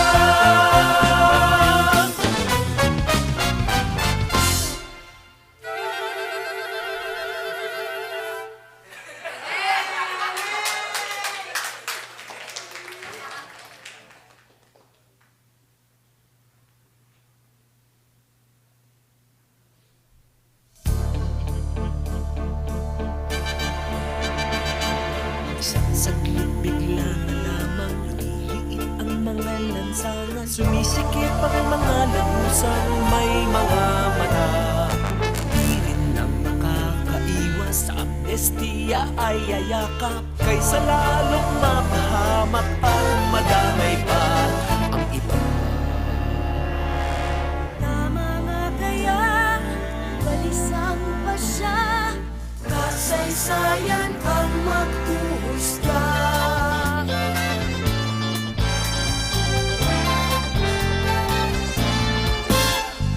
Ang ilang mga kabilibin ko, galing sa pinsang sangkibo.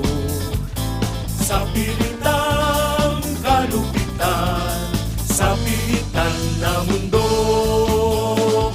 Ang dahilan ba't sila naririto, gaya rin ng Pilipino. pinagkaitang karapatan.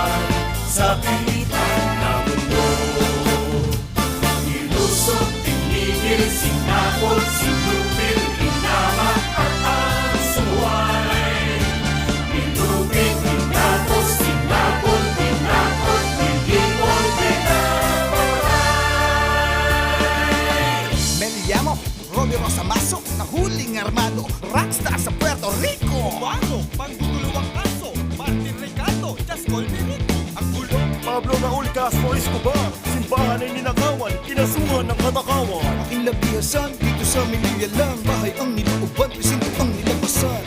Managat, kontrabandong iligan sa imperyong kolonyal ng Espanya at Portugal. Alawigan ba ng suta, tumanay na kabayo at baka. Mga bayo, makibaka! Jose Fidel Guevara, sedisyon, bawal na asosasyon. Mabuhay ang revolusyon! Abububuka, pag-ibig ang solusyon. Krimen ko'y emosyon sa bawal na relasyon.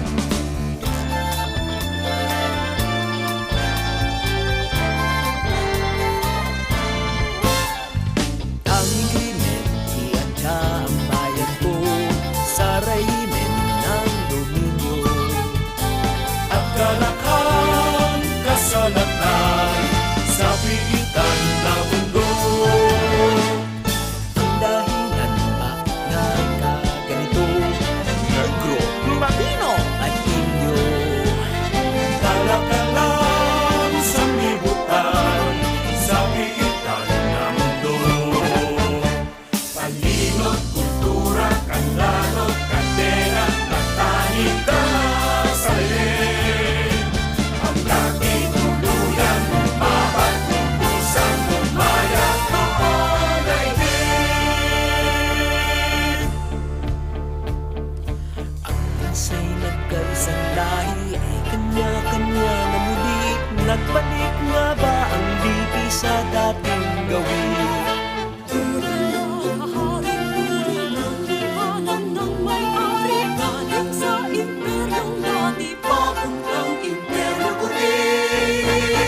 Ang pag-aaral sa nangyari, himagsikan ng nasawi na inagaw at binawi sa pitan na mundo, sa pitan na mundo, sa pitan na mundo rin ang ating uwi.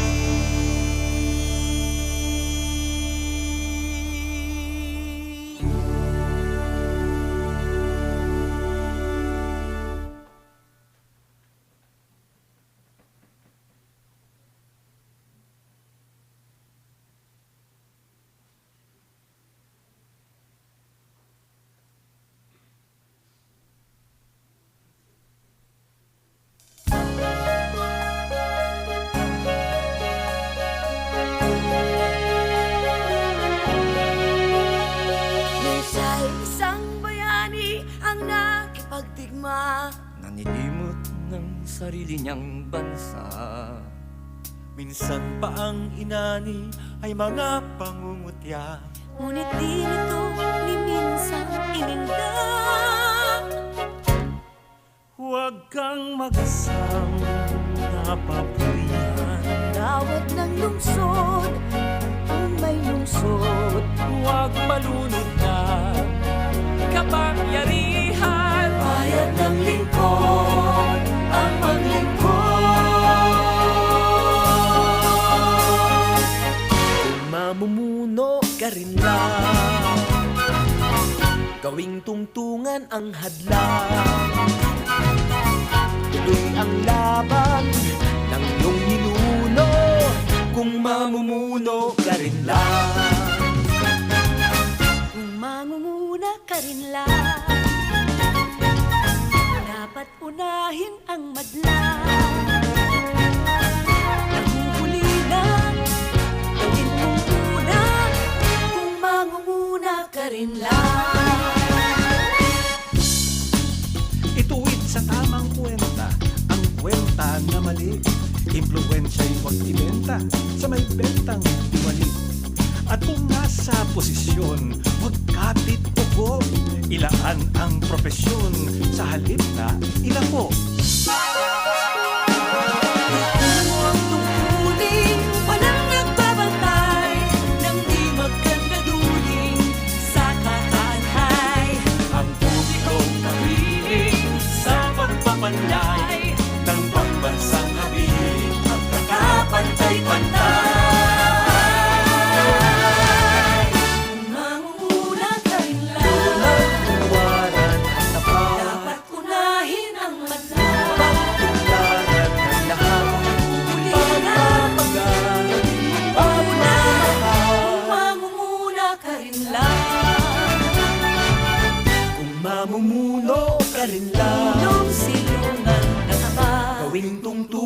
ang hadlang, punong naalay sa iba, ang sipat tiyaga, ninuno, kung mamumuno ka rin lang. Kung mamumuna ka rin lang, unang huwaran ang tapat, unahin ang magda, ang tularan ng lahat, uulihin ang pagkat, paunahan, kung mamumuna ka rin lang. Kung mamumuno ka rin lang, punong sinulang tapat, tuwing tungtungan ang hadlang, punong naalay sa iba, ang sipat tiyaga, kung ninuno, kung mamumuno ka rin lang. Kung mamumuno ka rin lang.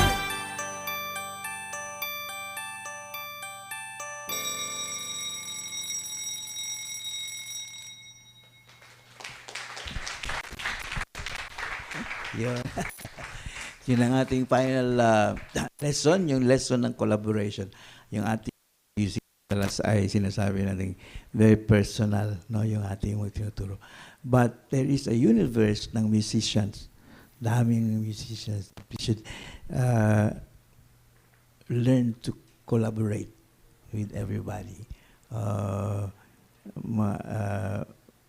Mahirap i-gather minsan, but I think that's part of the challenge na ituturo natin sa ating matuto tayong mabuhay sa community. Ako na, ngayon ko lang narinig ito, organisasyon na ito, kaya i-intrigue ko, meron palang ganun na 300 plus na buong Pilipinas na mga guro ng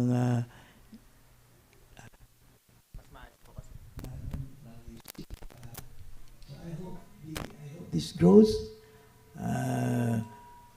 and I hope you get to involve kahit yung mga non-formal na teachers.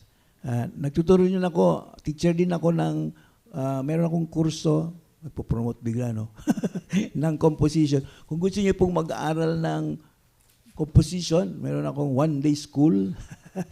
So, mamimigay ako ng CD na hindi nyo na matutugtog dahil wala namang CD player na ngayon. Pero yung mga iba-ibang genres na nandiyan dyan, pwede nyo i-scan yung pwede nyo itong i-scan kung gusto nyo mag-consider to register. It's a small, one-day school of music and lyric composition. Yan, agahan nyo kasi medyo puno na, December na yata yung next, pero baka next year maabutan nyo pa. Every week. So, yun lang. Actually, ito lang talaga pinunta ko dito. Okay, maraming salamat, Dali. Would you like to conclude the Dali? Other questions? Other questions now? Yes. Other questions? Questions or some other additional ideas? Suggestions? Reflections? Sir, we have a question from YouTube. They want to ask, who's the arranger of the music? Mel Villena. Oo, si Mel Villena. Medyo na yun, old school na, halos na, yung mga arrangers kasi natin nagsisipag abroad. Yung aking mga favorite arrangers, si Henry Garcia, nasa US na, si Yoyong, nandoon na rin sa US. Ang dami natin. Wala kasing hanap buhay dito ng mga arranger. So, mahirap mag-areglo. Kaya gusto mga tao, mabilisan, kaya pinapa-areglo nila sa abogado imbis sa mga sa musikero.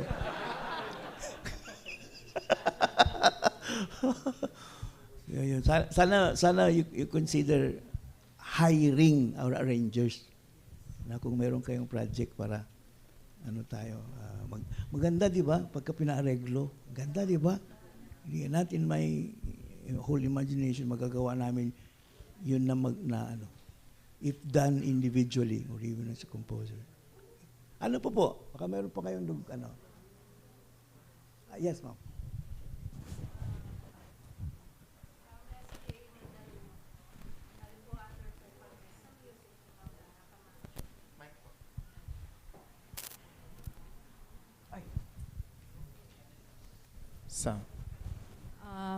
Ngayon na-inspired po kami dyan. Pero mga 2 years ago po, iniisip na po namin gawan po ng musical ang part po ng Florante at Laura, yung kay Celia. Pero po, hindi kami makago dahil po iniisip namin ano po yung mga dapat pong hakbang namin, kanino po dapat magpaalam if ever pong gagamitin namin yung part na yun. Sa musician naman po, yung mga bata po ang aming pong doon dahil sa special program po yun. Yun po, ang concern lang po namin, may kailangan po ba kaming pagpaalamanan doon po sa paggamit po nung akda bilang libreto po namin sa gagawin po namin musical. As far as I know, Florante at Laura is public domain. So, wala na po kayo sigurong dyan, no? Wala. Public domain no? Florante at Laura. Yes, ma'am. Pati mga nanay at magulang ni Florante at Laura, wala na rin. Ito. Mga Opo. kaanak ka. Wala na Okay po. na po. I think you can just go. Original po. As long as Yes, original po yung mga arreglo po na gagawin natin. Napuputol-putol. Thank you po. Maraming salamat. Ganda yun, Florante at Laura. Florante at Laura. Yung ano yun? O pagsintang labis na makapangyarihan. 10 salawa lang yun tinanggal. Ano ba yun? Ano ba yun?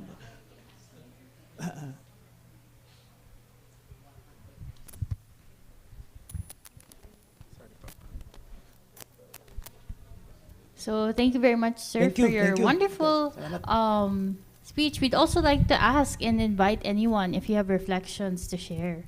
Kasi sobrang ang ganda ng work ni sir.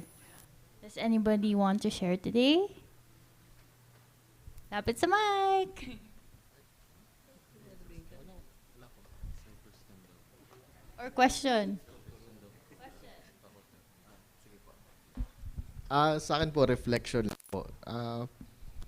Parang dami ko natutunan sa maikling panahon with Sir Gary na ang tanong ko sa sarili ko, bakit kaya hindi ako makakompose?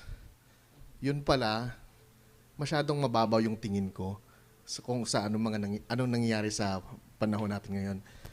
Gusto natin tayo ay makakompose, makalikha ng musika na tatatak sa puso ng ating mga listeners, sa lahat ng mga musician, and ating maibigay yung advocacy.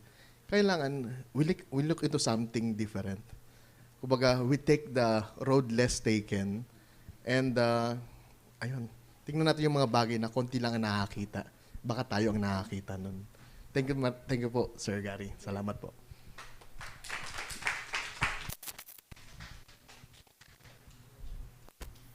Meron pa po. We have time for 2 more.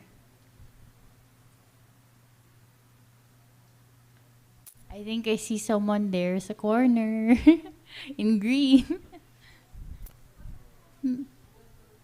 Go ahead, ma'am. Don't be shy. Cool. Sir, tanong ko lang po. Sir, are you into those kinds of themes po sa pag-compose? Kasi po, napansin ko lang po yung kanta nyo, yung composition yung bahay, sir. So, ganun po usually yung inyo pong mga themes sa compositions po. Siguro mga 60-70%. Magawa rin naman kami ng panglasingan lang. Public interest na work. So, ang hope ko is, kaya ako nagtsatsagayan ako pupunta sa mga camps. Sana man lang sa 10 na magawa ng mga bata, may isa na some attention sa social subjects. No, kasi karapatan natin yung kahit anong klaseng songs. So, wag din nating tawaran yung pop music. No?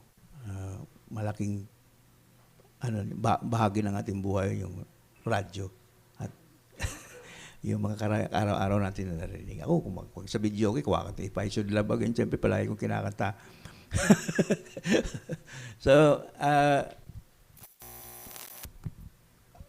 kahit konting proportion na Si Joey dati kadalasan Tony Joy, kita ko lang, walang hanggang paalam, tsaka ikaw at ako. Yun na yan dyan, di ba? Mas mataas ba? Puro public interest works. Tony Joy.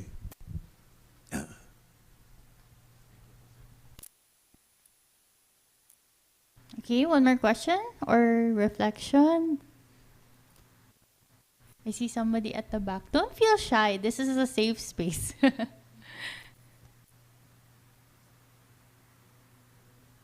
Okay.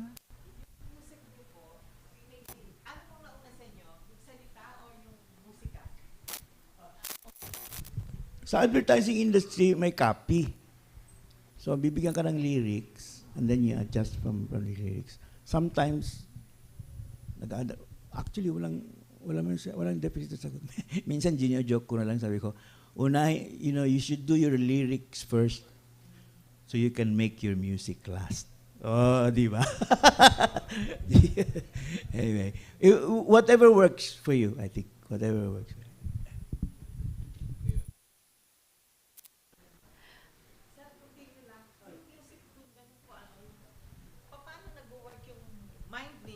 As you put the music, I mean, what is your inspiration? Paano po yung working of the mind when you put the music and the words together? How does it work sa isip? Thank you. Do you write songs? Have you tried? Spontaneous. What do you use? Piano or guitar? Could you indulge me for just 30 seconds? Pag pumunta lang kayo sa piano, kahit imimik nyo lang kung anong ginagawa. So, compose ka. Kung minsan, inspiration po. Pag... Just act it out if you want. Ayaw na iyak. No.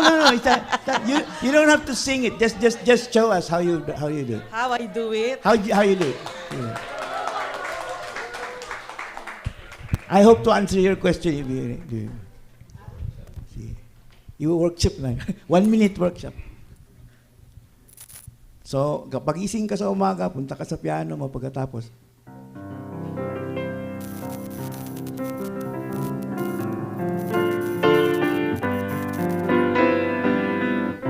Thank you. What did she do? Anong ginawa niya? Aling nauna? Are you sure? Nauna yung melody. Anong unang ginawa niya? Weird, no? The industry tells you nauna yung melody, kaya i-arrange. In reality, nauna yung harmony. Did you see it? Yung melody. If you want the whole story, enroll kayo sa klasiko.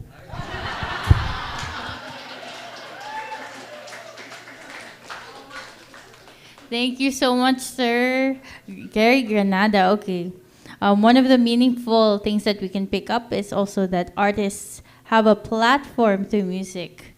And this was really meaningful. So thank you again, sir. Let's give a round of applause.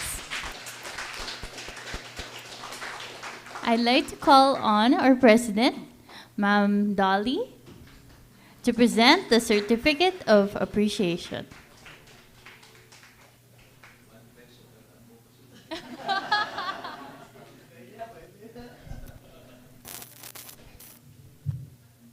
I would like to share my own reflection. So teachers, we have been dealing about self-reflection, right?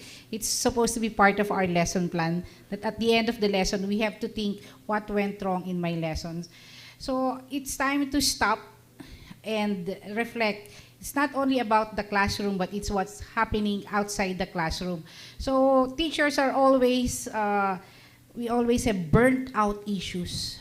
Hindi ba kuha yung kanta? Hindi maintindihan yung lesson. So what is happening? So we have to go beyond what we see inside the classroom. So I think we learned so much from Sir Granada's reflection. So I hope it's not the how to sing, how to write, but more on we go back to our roots. Who are we? Who are the students? And what are we doing in this earth? So I think that's my reflection for today. So now I would like to give the certificate.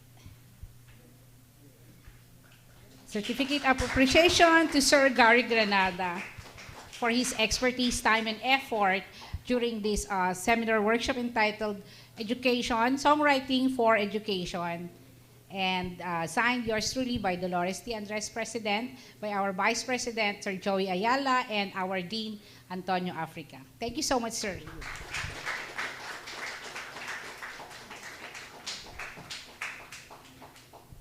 Walang discrimination sa height, pareho kami. Okay, thank you, sir. Thank you, thank you.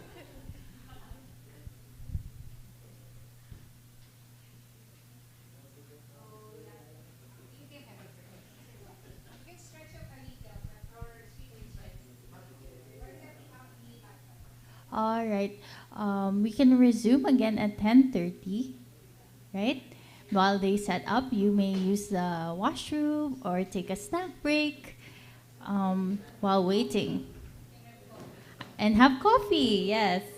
I'd also like to acknowledge that we have 36 live viewers, face-to-face viewers, and 29 members online. Welcome, PSME, and thank you for joining us today on the second day. Join us again.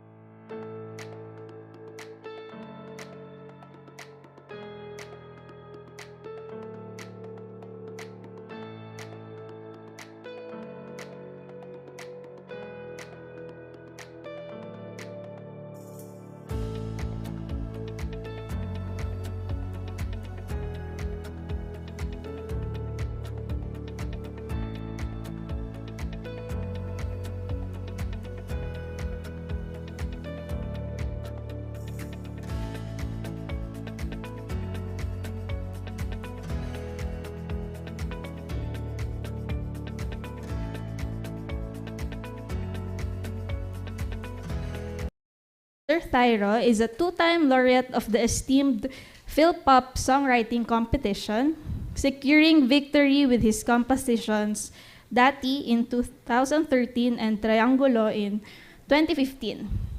Beyond these accolades, he thrives in the realm of advertising, crafting memorable and catchy jingles, including the Milo Energy Gap and the popular Nasa Lazada Yan. So without further ado, let us give him a round of applause. Thank you very much. Thank you, thank you. Actually, nung una, nung inask akong mag-talk dito, sabi ko, game. Tapos ngayon kanina nalaman ko, panay professors pala to. Tsaka teachers. So medyo na-pressure akong konti. Because to be perfectly honest, hindi ako nag-aral ng music at all. I'm self-taught. It's just that ever since I was a little boy, music was around me. All of my family members are musically inclined. Both my parents are choir members back in their college days. And halos lahat sa amin tuwing may okasyon nagkakantahan. So I think yung naging resulta nun, I got exposed to a lot of different styles of music. And of course, I got influenced on my own din sa mga naging kahalubilo ko sa buhay. And of course, lalo na nung napasali ako sa Philpop, dyan ako na-expose sa iba't ibang klaseng songwriter naman. At iba't ibang klaseng songwriting styles. So initially, I'm calling my lecture Songwriting for Competition. But I think we're gonna deviate a little bit na songwriting na lang siya in general. Pero most of the stuff here is very useful sa competition setting and useful din naman sa regular setting, sa regular na songwriting in your everyday life. So sige, ang difference ng for competition and for personal lang na sulat, sa competition, lagi mong iisipin yung judges kasi maiikli ang attention span, which will apply din naman in our everyday life today. Especially the younger generation, maiikli ang attention span namin. Na ako, medyo papel-pil sentito na ako eh. So, mas maikli ang attention span nila. So, lalo ngayon with the emergence of TikTok, Facebook Reels, Instagram stories, which are ways to promote your music, sobrang split-second communication. Split-second stimulation dapat ang mangyari. So similar to writing for competition and similar to my profession, which is writing jingles on a daily basis, I always need split-second communication. So basically, that's the chunk of what I'm going to talk about today. So, all right, first slide. Amuse bush. Always kailangan mag-grab yung attention quickly. Whether it's a clever intro, a nice sound to begin with, a cool first line. Basta attention must be grabbed quickly, less than 10 seconds. Or in fact, may mga nakakausap akong producer hindi lang dito sa Pilipinas and sa Canada, Korea, ganyan, yung mga kaibigan kong producer doon, they don't like an intro longer than 10 seconds or 11 seconds. Yung parang yun 11 seconds yung max. They don't like long intros because pag play niyan, kunyari sa Spotify or Apple Music, pag play niyan, gusto na ng mga tao, meron silang marinig agad na words. That's why the other songs wala nang intro, start agad. Another thing is to get to your chorus fast. Again, I'm always circling back to mababa na ang attention span ng listeners today. Mababa attention span naming mga kabataan. So, we would want to get to the chorus as quick as possible. A lot of the producers believe na you get to your chorus under 1 minute. Kasi parang yung attention span nga, pag medyo mahaba yung setup mo, nabobore sila, mag-skip sila.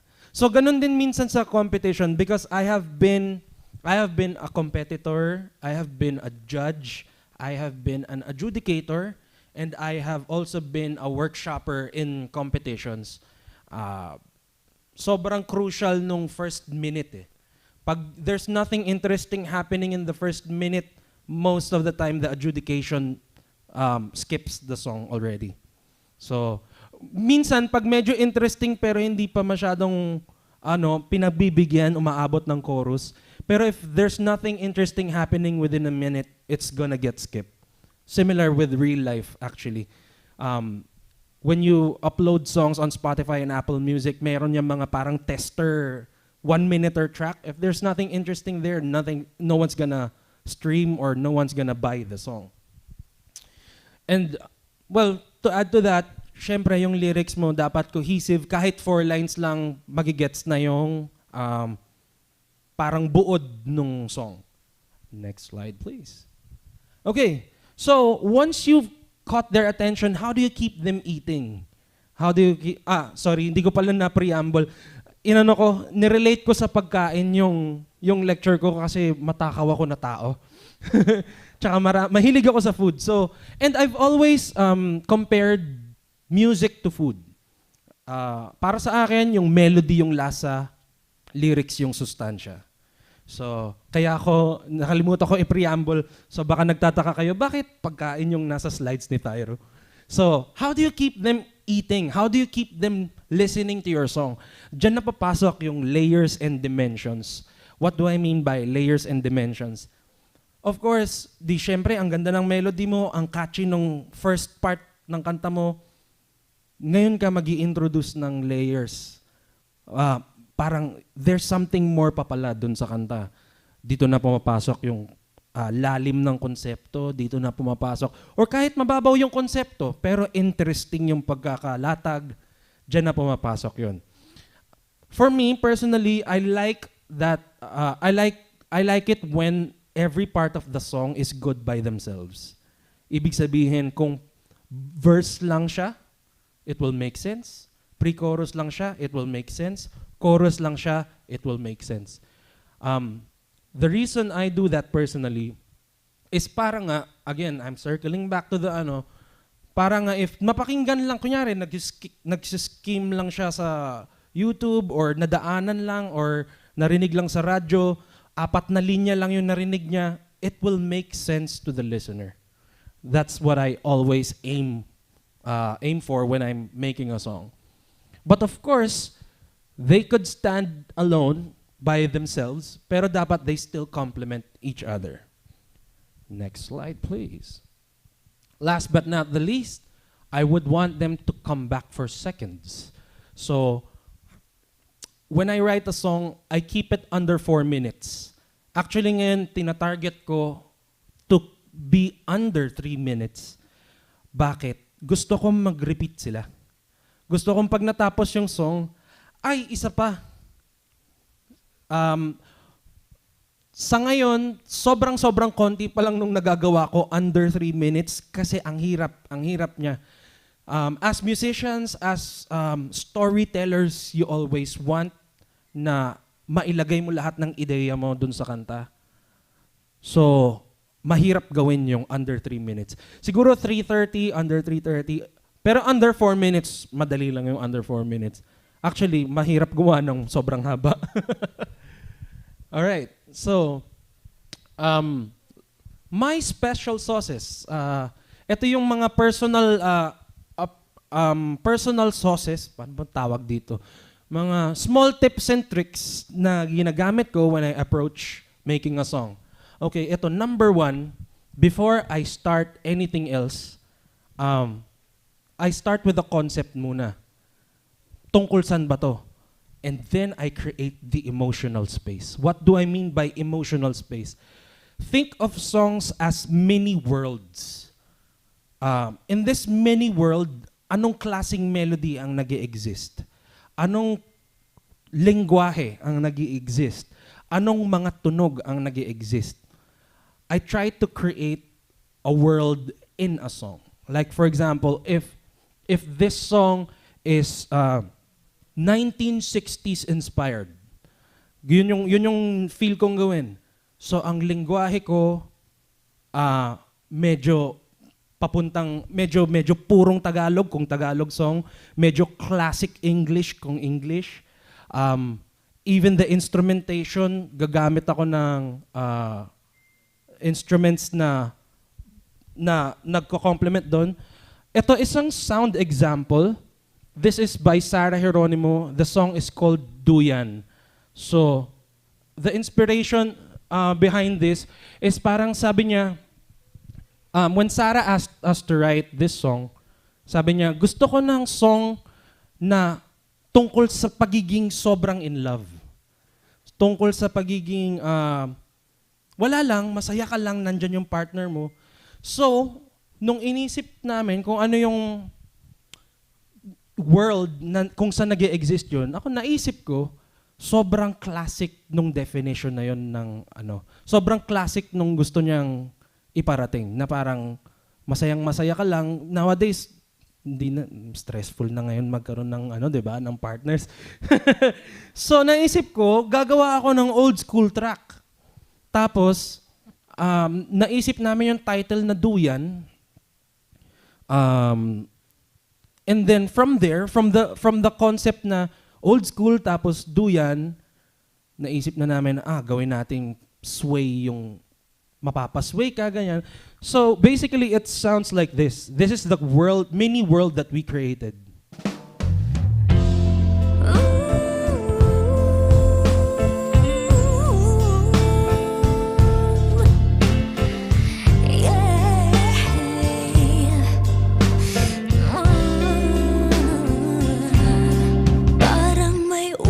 Sa aking mga paa, tuwing mumulat aking mga mata, mamasdan ng iyong pagkahimbing, ang iyong paghingang kay lambing. Yeah. Konti lang, mamaya na yung iba. So basically yun, sa swaying groove, kasi nga duyan, and then the emotional space is parang classic. Tapos, basta parang warm. Actually, that's the right term. Tunog warm. So, that's what I start with. Actually, nowadays, before I used to write songs, nauuna yung lyrics, nauuna yung melody, or tinutugtog sa gitara. Actually, ngayon, nauuna akong mag-produce muna bago ako magsulat. Dahil gusto kong lay down agad yung foundation para alam ko saan ako maglalaro. So, yon, creating the emotional space. Next. Ito, I start with the dessert. What do I mean by starting with the dessert? I start with the ending of the song when I write lyrics. Bakit ko ginagawa yon? Because when I know how a story ends, I can spend the entire 3 minutes leading up to that ending. Kaya kong gawa ng build-up hanggang, kunyari, sa isang pelikula or sa isang teleserye, alam ng director na bandang dulo mamamatay yung bida eh. So, i-build up niya ngayon yung buong 3 oras na pelikula para sobrang sakit nung pagkamatay ni Tony Stark, di ba? Sobrang sakit nung pag-snap niya, patay siya. Ilang movie yon na binild up nila. Malamang yun, alam na nila yon from the start na, okay, bibuild up natin si Tony Stark para pag pinatay natin siya, sobrang sakit. So similar to writing a song for me, when I know how it's going to end, like songs with a twist, I know how to build up to it. Para pagdating nung punchline na yun, pak! Or, ooh, right in the feels, ganyan. So, ayun, I start with how it ends. Next, please. Spices here and there. Yung spices sa isang song for me, ito yung mga wordplay, yung mga special rhyme schemes, special turnarounds, mga bagsakan, mga cheng, tugpeng, mga ganyan, at saka mga ear candy Anong ibig sabihin ko ng ear candy? Mga quirky sounds, mga something na hindi mo lagi naririnig, tapos dun sa entire song, minsan lang din siya lumabas. Yung purpose ko nun is para, uy, ang ganda nung part na yun, ulitin ko nga. Yun yung gusto kong ma-achieve. And just like spices, pag nagluluto ka, hindi mo pwedeng sobrahan. Depende na lang kung talagang mahilig ka sa ginisang sili, ganyan. 'Di ba? So, ang sa akin, yung mga ganon, paminsan-minsan lang lumalabas sa isang kanta. Kasi kung halimbawa, per line, may something, medyo hindi na siya, nagpapasikat ka na, di ba? Para sa akin, gano'n, nagpapasikat ka na. Katulad din sa pagkain, kada kagat, iba lasa, nagpapasikat na yung chef. Hindi na niya sinoserve yung listener. So, example ko ng ear candy, when I make, itong tinatawag na ear candy, sobrang broad topic to. Kumbaga, ano ba yan? Wala, kung ano-ano lang. A quirky sound. Here's one example na maraming ear candy. This is a song by Alamat. It's called Maharani. When I was asked to do this song, ang sabi sa akin ng manager nila, P-pop boy group, pero imaginein mo, dati silang mga mandirigma nung araw na nag-time travel to the future, tapos naging P-pop boy group. Basta that's the brief. So, ang mga bihis nila, medyo Pinoy-inspired. Ang lengguwaheng ginagamit, minsan nagpapalit-palit pa sila ng lengguwahe. Tapos, ang instrumentation nila, gusto nila may mga indigenous elements. Ngayon, ako naman, medyo na-challenge ako. Indigenous elements, tapos modern pop. Naghanap ako ng way, paano siya magiging kakaiba. Yung ayoko naman kasi yung tumugtog lang, may pinatugtog ako ng higalong, tas lalagyan ko ng hip-hop drums. Medyo, although ginagawa yun, maganda yun. Si Sir Joey, alala ko Sir Joey yung papel, gandang-ganda ako nun. So ako, naghanap naman ako ng way. So, ang ginawa ko, I took recorded samples of higalong, of kulintang, and then I sliced them up in the computer. Teka lang, mamaya na.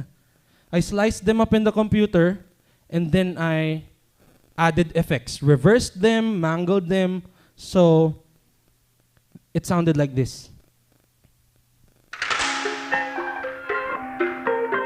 That's a kulintang. Nakatabing na naman ang iyong mga mata. May bahaging pero parang ngayon mong pahalata. Sinaktan ka na naman ba niya? Bakit di ka pa nadadala? Ang tulad mo ay tipong hindi basta binabaliwala. Pero di niya batid ang kanyang sinasayang, habang ako dito'y naghihintay lamang. Gaya ng mga ilang tagahanga mong nasa gilid lang. Pangako di ako nahihibang, ikaw ang aking nag-iisang Maharani. Maaari mo mapagbigyan kung sakali pag-ibig mo ay magkamtan. Lakambini, ako na lang yung lakan. Sumusumpang kay batala, ako ay di magsasawa. Maharani. Yun. So, even the title, even the language used, again, it contributes to the mini world that I'm building. And then, it's filled with ear candy. Actually, hindi lang siya masyadong madinig, pero when you listen to it sa headphones, you have kulintangs, you have whatever indigenous instruments in the background tickling your ear. Para siyang, kaya siya tinawag na ear candy kasi parang hirap niyang marinig, pero pagka nahanap mo, uy, cool. So, ayun. And then last, binders and starches. What do I mean by binders and starches? Especially sa ating mga Pilipino, mahilig tayo sa kanin. So ano yung kanin para sa akin sa isang kanta? Rhyming, meter, structure. Yung nagpapanatural sa isang kanta. Ako personally, very particular ako sa rhyming words. Personal preference ko, more than 2-syllable rhyme. Ayoko actually gumagamit ng 1-syllable rhyme sa mga gawa ko. In fact, I find the Filipino language very percussive and I took it as an opportunity to make wild rhyme schemes para lang mas masarap pakinggan. And meter, personally ayoko ng mga linyang sumusobra sa metro. So here's one example ng a song that I wrote that really explores rhyme schemes. So this part, this is by Sarah G. It's called Kilometro. This part.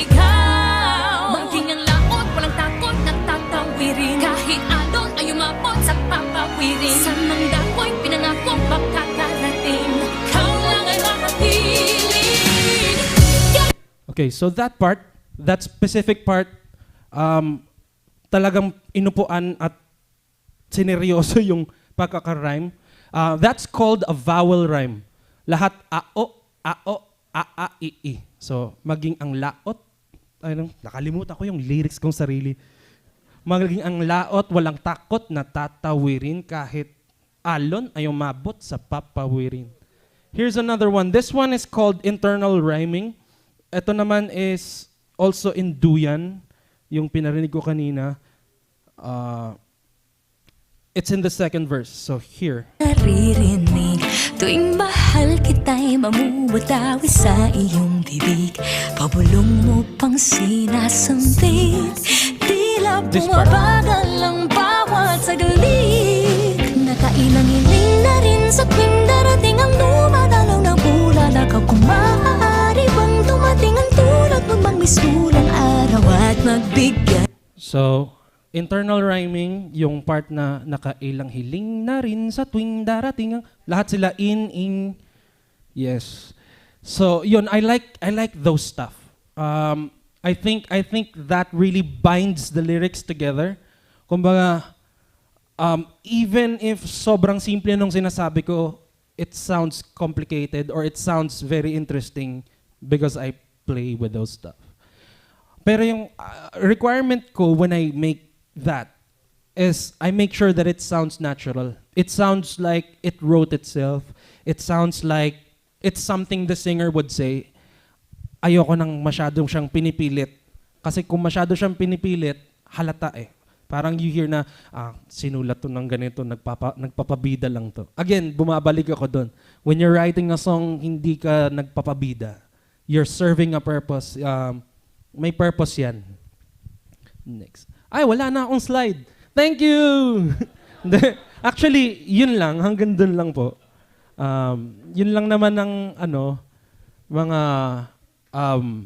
masishare ko. Masyado ba maikli? Nakailang minutes pa lang ako? 30? 30 pa lang? Q&A na lang tayo. Sige po. Hanggang dun lang po. Sorry kung bitin. Diba? Bitin. Uulitin nyo ngayon yan. Actually, even the way I constructed my slides, very few words. Because I really think that way. Ganon ako ng klase, even in my real life. I'm always concise. Yan po, baka may gusto po kayong itanong. So, thank you, Sir Tyro. I think it's important that we note na music can be enjoyed, and I love his slides kasi it made me hungry also. Diba, sakto. Malapit na mag-lunch eh. Malapit na 11:02 mag-lunch. na. Diba? Does anyone have any questions? We're open for questions. Sir, will it be more appealing kapag po ba ang ginamit na chord progression when joining competition is mas complicated? Actually, in terms of competition naman, open yan eh. Kumbaga, it's always the song. Kasi no matter how complicated the chord progression is, or no matter how simple it is, kung maganda talaga yung song, maganda siya eh. I mean, there have been songs that won na simpleng yung chords. Actually, back in 20, actually both years, 2013, 2015, meron lang akong 4 na chords na nagpaikot-ikot, nagbabago lang tuwing may pre-chorus or bridge. Yeah. So it really, for me, in my book, it really doesn't matter. It's really the message, how good it is, how well constructed it is, the melody, yun. Thank you. Question. Yes, sir. Hello, sir. Yes, sir. Nagwo-worry lang kasi ako if hello. Is it okay if gumamit ka ng recorded samples? Kunwari yung sa Kolintang po. Yeah. Nakuha niyo po yun, di ba? Sa other source. Yeah. Okay lang po ba na gumamit nun for commercial use? Kung kinuha mo sa ibang kanta, no. Pero that Kolintang sound I got from a site called Splice. Splice is bayad siya. Okay. So bayad siya. Okay. So any sound on Splice you can get and use in your own compositions. It's just that I see the issue that I find in doing that is if you do not truncate the sound, if you do not mangle with the sound, if you do not mess with it, magkakaroon ka ng katunog. Kumbaga, in fact, a lot of K-pop songs, sobrang nahahanap ko sa Splice kung anong ginamit nila. Yung mga Lalisa, Money, ganyan. Even BTS, Butter, nahanap ko yung eksaktong loop. So hindi nila binabali eh. Pero that's technically still legal, pero is it creative? I don't know. Yeah, so ako, kung gagamit ka ng loop, sirain mo, di ba? Follow up lang. If ginawa nyo po yun, halimbawa ginawa ko yun, yung copyright ba na yun ay mapupunta sa akin or sa, kunwari, sa Splice pa din or what? Well, kahit bayad mo siya. Well, meron naman may terms and conditions si Splice na whatever sound you use on Splice, you cannot copyright that sound. And hindi ka pwede maghabla ng anyone who also uses that sound. Because that has already been an issue. Like, I forgot which songs, pero they use the exact same sample, the exact same loop. Hindi sila pwede maghablahan. Because nasa terms and conditions yun na lahat na naka-upload doon na loops and samples, kahit sino pwedeng gumamit. Yeah. From YouTube, Ner Villegas asks, ikaw ba po nag-arrange ng song mo? Po, sir. Okay. If I arrange my own songs, most of the time, yes. Probably 80% of the time, I arrange my own songs.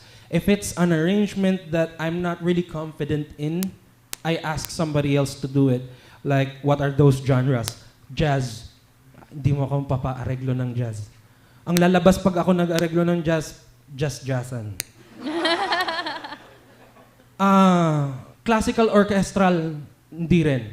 Even string arrangement, minsan nagmamala-mala lang ako. Kung mga long notes lang, kaya. Pero pag lumilinya na yung mga strings, I find someone else to do it. Horns, kung kailangan legit yung linyahan ng horns, I find someone else to do it. Basta, I know what I'm capable of and what I am not so good at. So maybe, yun lang yung principle behind it eh. If kaya mo, then do it. If hindi, ask somebody else. Yeah. Okay, thank you. Does anyone else? Yes, sir. Po, sir. Do you have any difficulty transitioning from one genre to another? I used to. Actually, Kasi yun yung nararanasan ko eh. I have difficulty transitioning to fast songs. Galing songs like ballad. Pag gumawa na ako ng fast songs, it takes me a long time bago ko ma-compose. Any advice? actually ako, it took me a long time because my job now, actually, yung job ko ngayon, I'm a composer for advertising. Commercials, jingles, scores. Initially, before, pre-2014, kasi 2014 ko sinimulan gawin yan. Before 2014, I'm always just R&B, just hip-hop, just pop.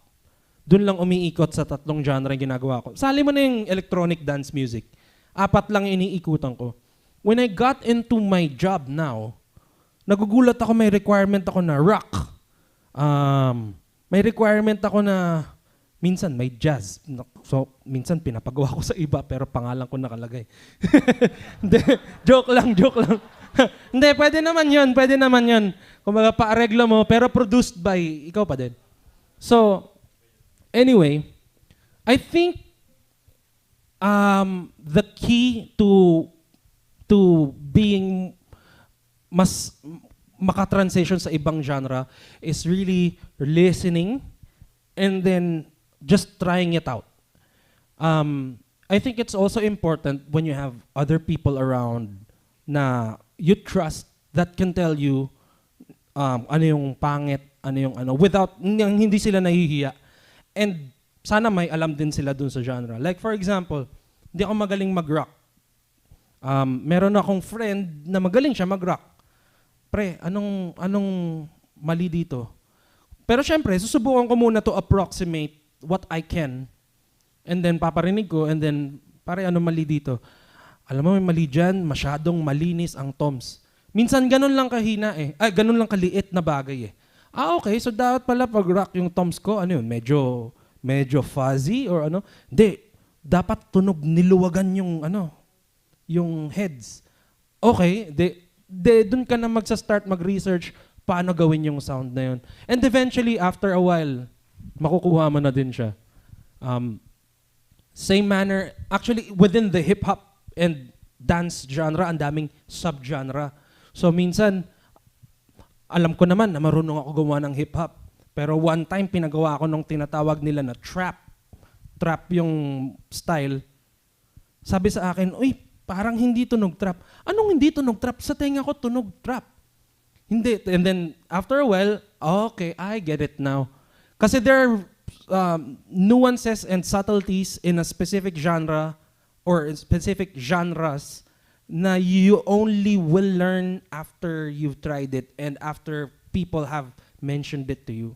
So, siguro, from what genres are you planning to transition, sir? From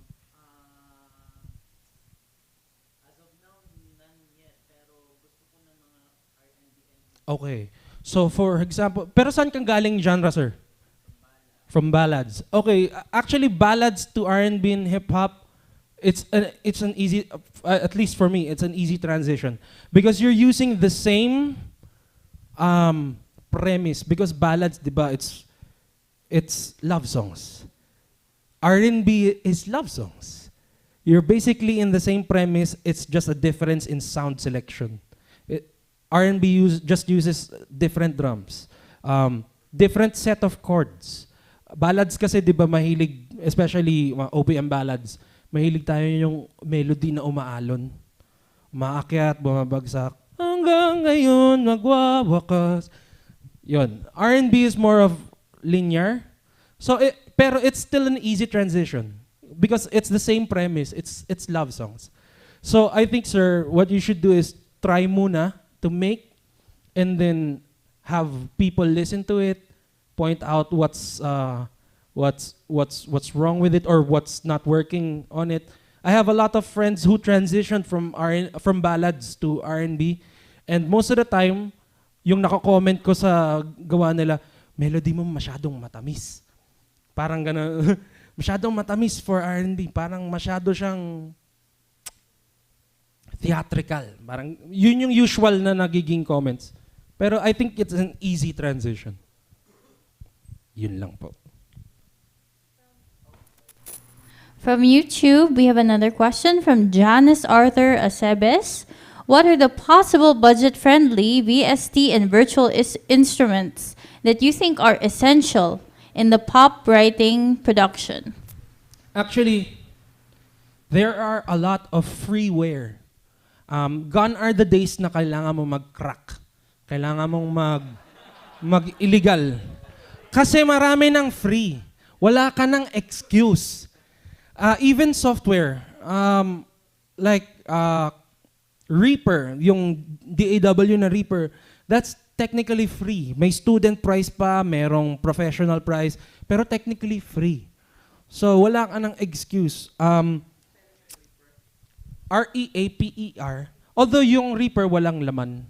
Ano siya? As in DAW lang. Ikaw ang maglalagay ng laman. Ikaw ang magda-download ng sarili mong instruments. Pero the question is budget-friendly instruments for pop. VST and Okay. virtual instruments. Sige, for those watching online and dito na gustong malaman yung mga usual instruments, number 1 on my list would be Xferserum. Xferserum. Xferserum. It's a synthesizer.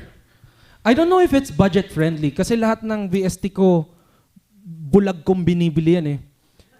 Basta yung credit card ko nasa Apple, uy, ang ganda nito, sige, pikit mata, fingerprint pack, download. Ganun ako bumili ng VST. Magugulat na lang ako end of the month ang laki ng bill. So, Xferserum, I'm not sure of the price, pero it's a really good synthesizer that can create from dance to hip-hop, even synth strings. There are a couple of orchestral arrangements that utilize also synth strings. Hanggang doon maganda yon. Another would be Omnisphere. Ito Omnisphere, alam ko mahal. Alam ko mahal ang Omnisphere. So hindi siya budget-friendly, tsupe, tanggal. So Serum, Contact bundle, although hindi ako masyadong makontact. Actually, yung pinakasulit for me right now is the Splice app. Because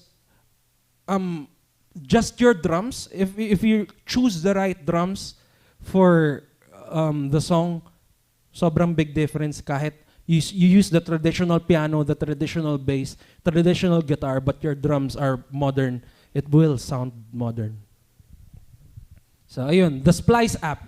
Get it for $10 a month. Thank you. Any more questions from the audience here? Yes, sir. Lapit pa sa mic.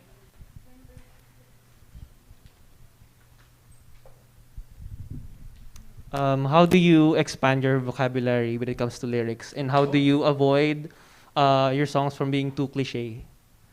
Okay.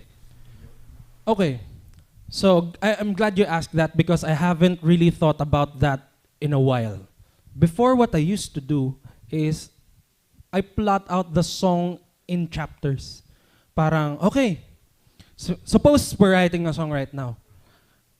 I will go to the end muna. Ano ending nito? Gusto ko ending nito, magbe-break sila. Pero sweet-sweetan sila sa umpisa. Okay, so verse 1, susulat ko po to literal Verse 1, nagkita. Pre-chorus, nagka-developan. Chorus, I love you so much. Parang ganyan. Burst of feelings. Verse 2, nagsisimulang magkasakitan. Pre-chorus 2, ayan na, nagsistart na maghiwalayan. Pero, chorus 2, mahal pa rin kita, I love you so much. So, ganun. Laging parehas yung chorus eh. Bridge, ayan, tuluyan na nagkahiwalayan. Last chorus, pero I love you so much. Coda, hindi tayo nagkatuluyan. So, alam ko kung saan akong matatapos. Literally, ganun ako magsimula. Mayroon akong sinusulat na chapters. Ngayon, meron na akong framework. Doon ko na ililimit yung ideas. And then, in terms of vocabulary naman, I don't use words na hindi ko alam. Like, I don't go to Google, what's a good term? What's the synonym of nakakahabag? Or what's the synonym of pakiwari? If I don't know the word, I don't use it. Because I might misuse it eh. So, if I don't, yun. So, to begin with, yung pag-expand ng vocabulary, do it sometime else. Kumbaga, watch movies, read books, listen to others. Ganun mo siya ma-expand. Pero while songwriting, hindi mo siya sasadyain. And I think that's the solution to your other question, how do you keep it from being cliche? Kasi, cliche naman is, ibig sabihin, gas-gas tsaka sadya, or masyadong pilit eh. Gas-gas or pilit. So pag di mo pinipilit yung words, hindi na siya pilit.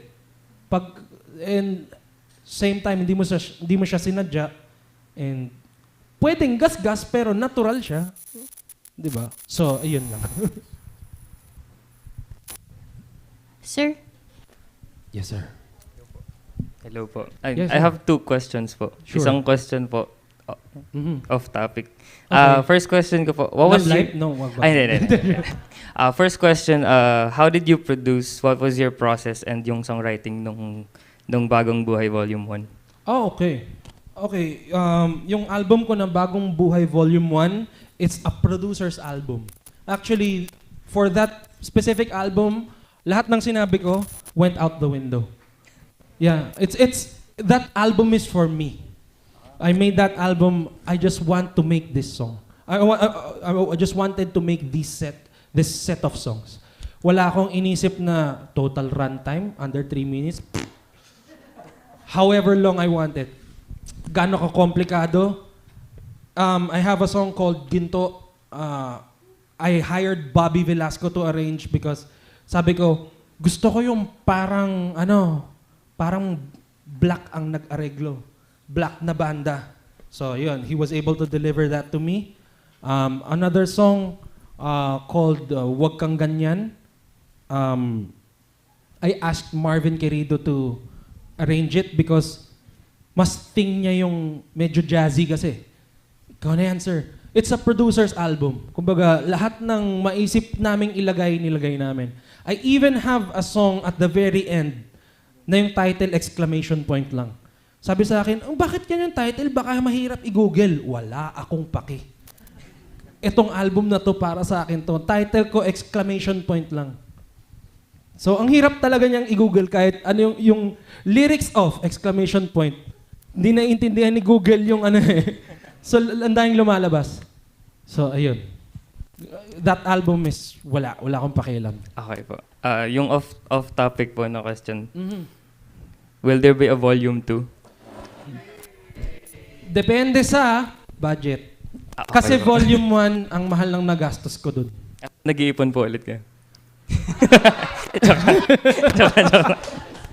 Hindi, actually, volume 2, iniisip ko kung kailangan ko na bang umROI.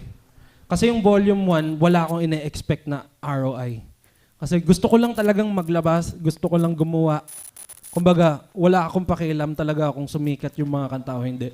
Ang iniisipan ko sa volume 2, tama ba yung ginawa ko nung volume 1? Parang masyado yatang mahal na hobby yun. Ay, super last na po, naisip ko lang. Yes, go. In the near future po ba, would there be a possibility na magkaroon ka ng sarili mong show representing your own songs? Meron na actually. Yeah, pero it's ang weird nga eh.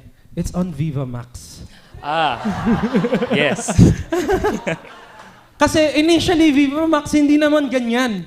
So one of the first shows there, first live shows, hindi live, recorded as live shows there, was my 2021 concert called Tatak Thyro. It's on Viva Max.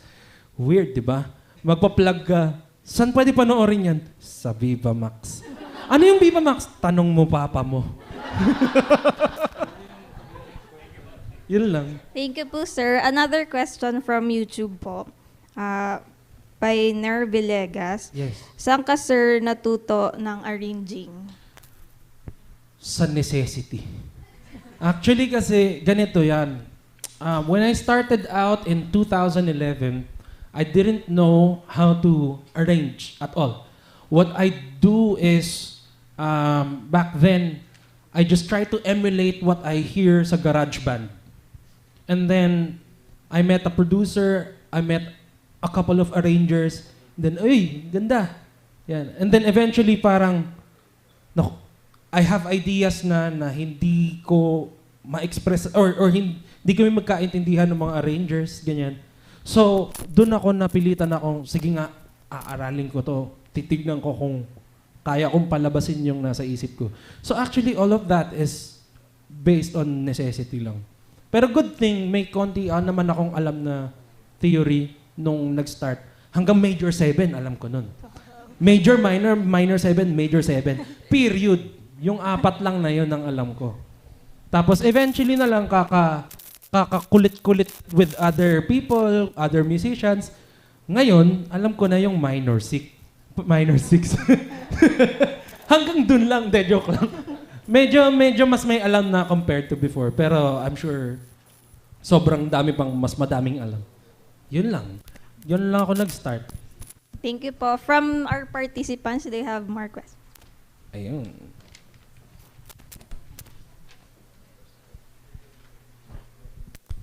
Good morning po. I'm Ma'am Lara po from MP Nagmandaluyong po. I am a special program in the arts voice teacher po.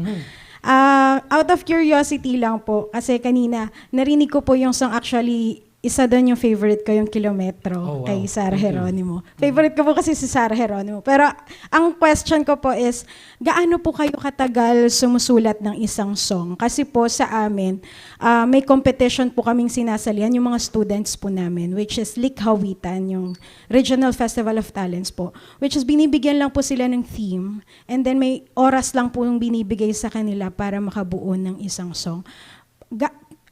Curious lang po ko kung meron po kayo na song na nagawa out of ilang oras lang, or talagang binubuhos nyo po yung ilang araw or matagal na panahon pag gumagawa po kayo ng song. Alam mo, depende. Walang isang sagot eh. Kasi there have been songs na natapos in 30 minutes. Meron namang songs na taon na hindi pa tapos. It's really walang iisang sagot eh. Pero iaano ko na lang gagayahin ko na lang yung sagot ng isang colleague ko, si Sir Junji. Lagi niya sinasabi, mabilis matatapos yan. Depende sa budget. So, actually, yun lang naman din eh. Especially yan, contest. I think kung nasa contest, tas may pa-contest na ganyan, makakatapos ka ng If you really want to join and want to win, makakatapos ka within 1 hour. Pero I think nga yung mga walang deadline yung tumatagal eh. Sa totoo lang, yung mga walang deadline yung tumatagal. Meron akong song initially for Volume 2. That was written in 2021. Hanggang ngayon hindi pa tapos.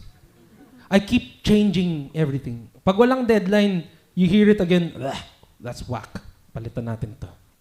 And ngayon satisfied naman na ako sa sulat. Ang pinapalitan ko yung areglo. Nakaka-4 na palit na ako ng areglo. Hindi ako nasa-satisfy.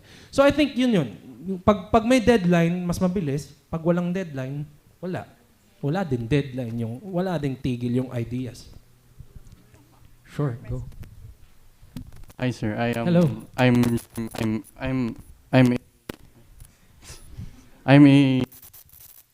Ayaw po salita. Sigaw mo na lang! Yes, sir. Hi sir, I am Jim. I'm also a composer, piano teacher, and voice teacher. Wow. So my question is about composition and music, producing music.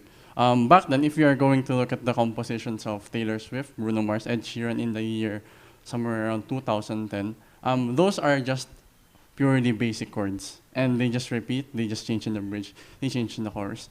But now, if we are going to look at the composition or the way Bruno Mars produces his music, it's somehow a fusion of jazz and the old 80s jazz fusion. And if you notice, the composers of the Raining in Manila is also trying to do something like that one. So my question, sir, is it in composition, especially if we are going to compete in like Philpop, is it crucial if we do something na parang unique, sir? Or kasi see, if we notice Raining in Manila, the way the music was produced is really different. It's like an alien to us. Because back then Japanese Philpop is not really popular. It only became popular because of YouTube. So that is what the composers of Raining in Manila did. And the other composers, the other bands are just doing the same thing, the same chilly thing.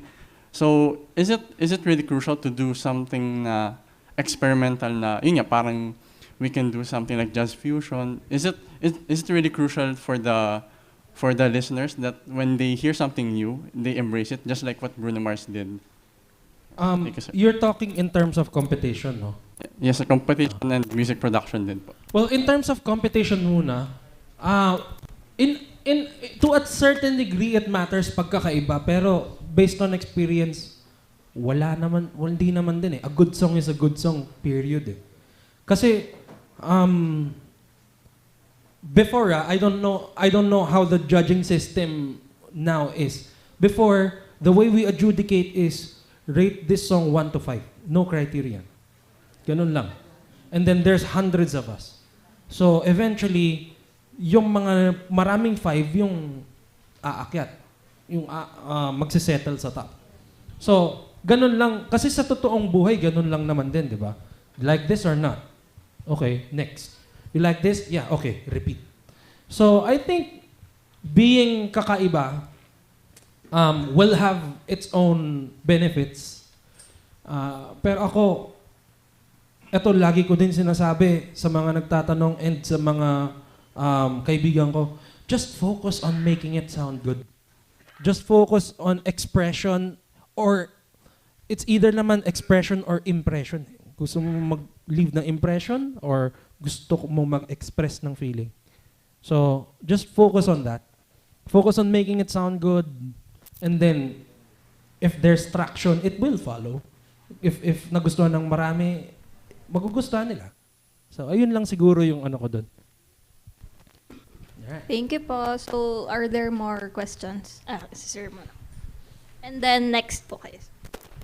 Good morning, sir. Good morning. I would just like to ask if do you have any recommendations pertaining to audio workstation? Ano po yung ginagamit niyo? Or do you have any recommendations for Ako beginners? personally, I'm a Logic boy. I use Logic.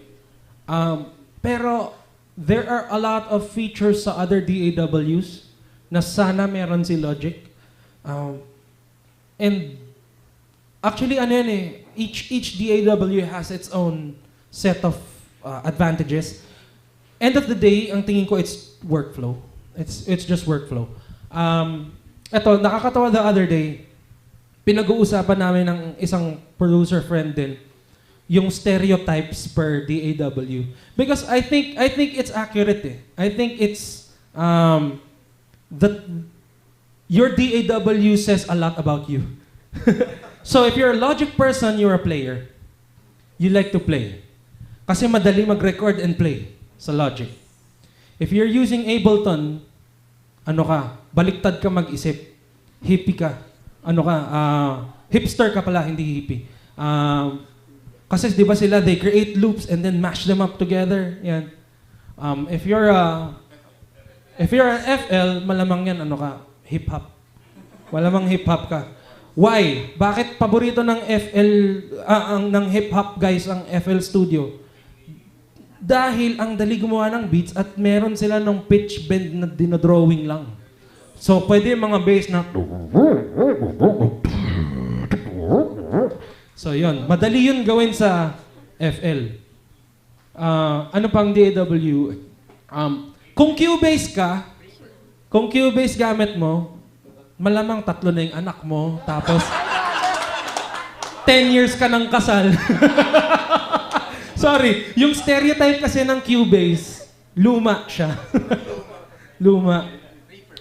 Reaper, ano ka, wala kang pera. Yan yung stereotype. Ayaw mong gumastos ng mahal sa DAW, kaya ka nag-Reaper. Kasi sobrang hubad nun eh. Wala yun kahit ano eh. Ikaw ang maglalagay. So, I think hanggang dun lang yung stereotype. So, ayun. Your choice of DAW doesn't matter. It's really the end result that matters. Yun. Studio One, sir, bago kasi. So, actually, gusto ko rin mag-Studio One. Pero ang tingin ko sa Studio One, mas aimed sa scoring. Dahil yung mga advanced features niya, naka-aim sa audio post and sa scoring. Pwede ka magdagdag ng page 1, page 2 na video. So, it's really aimed for those guys. Pero ako, gusto ko rin matry yung Studio One. Ang daming magagandang features. Yan. Adobe Audition. Pang-rip lang ng CD yan, sir. Pang-download from YouTube, normalize, burn to CD. Alright. Okay po. Si Sir po na naka-white. Yes, sir.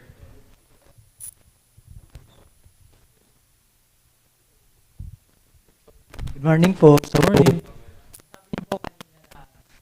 try to create worlds po. Worlds? Now, so, paano niyo po siya ginagawa in terms of production?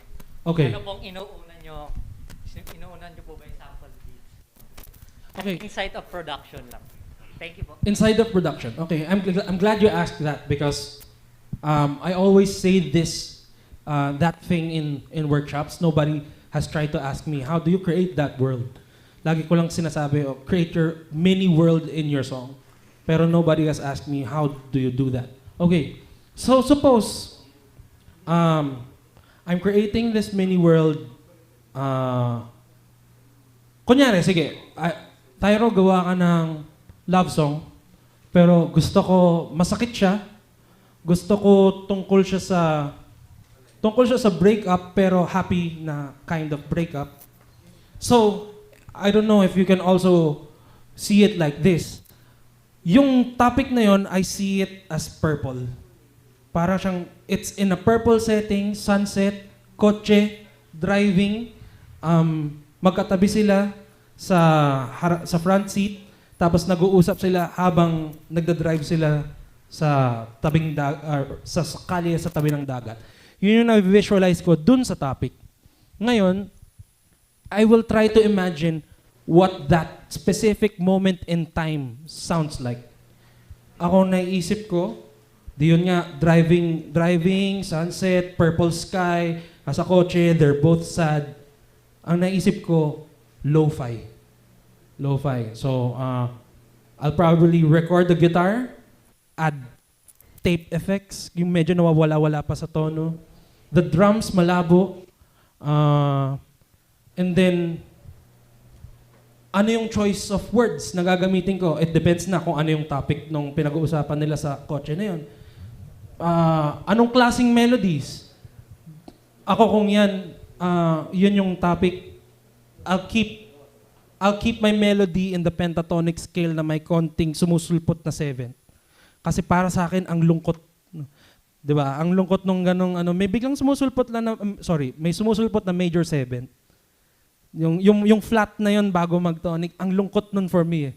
So, kung yun, ganun yung, doon ko padadaanin yung notes ng melody. Rain, di ba? Sad song.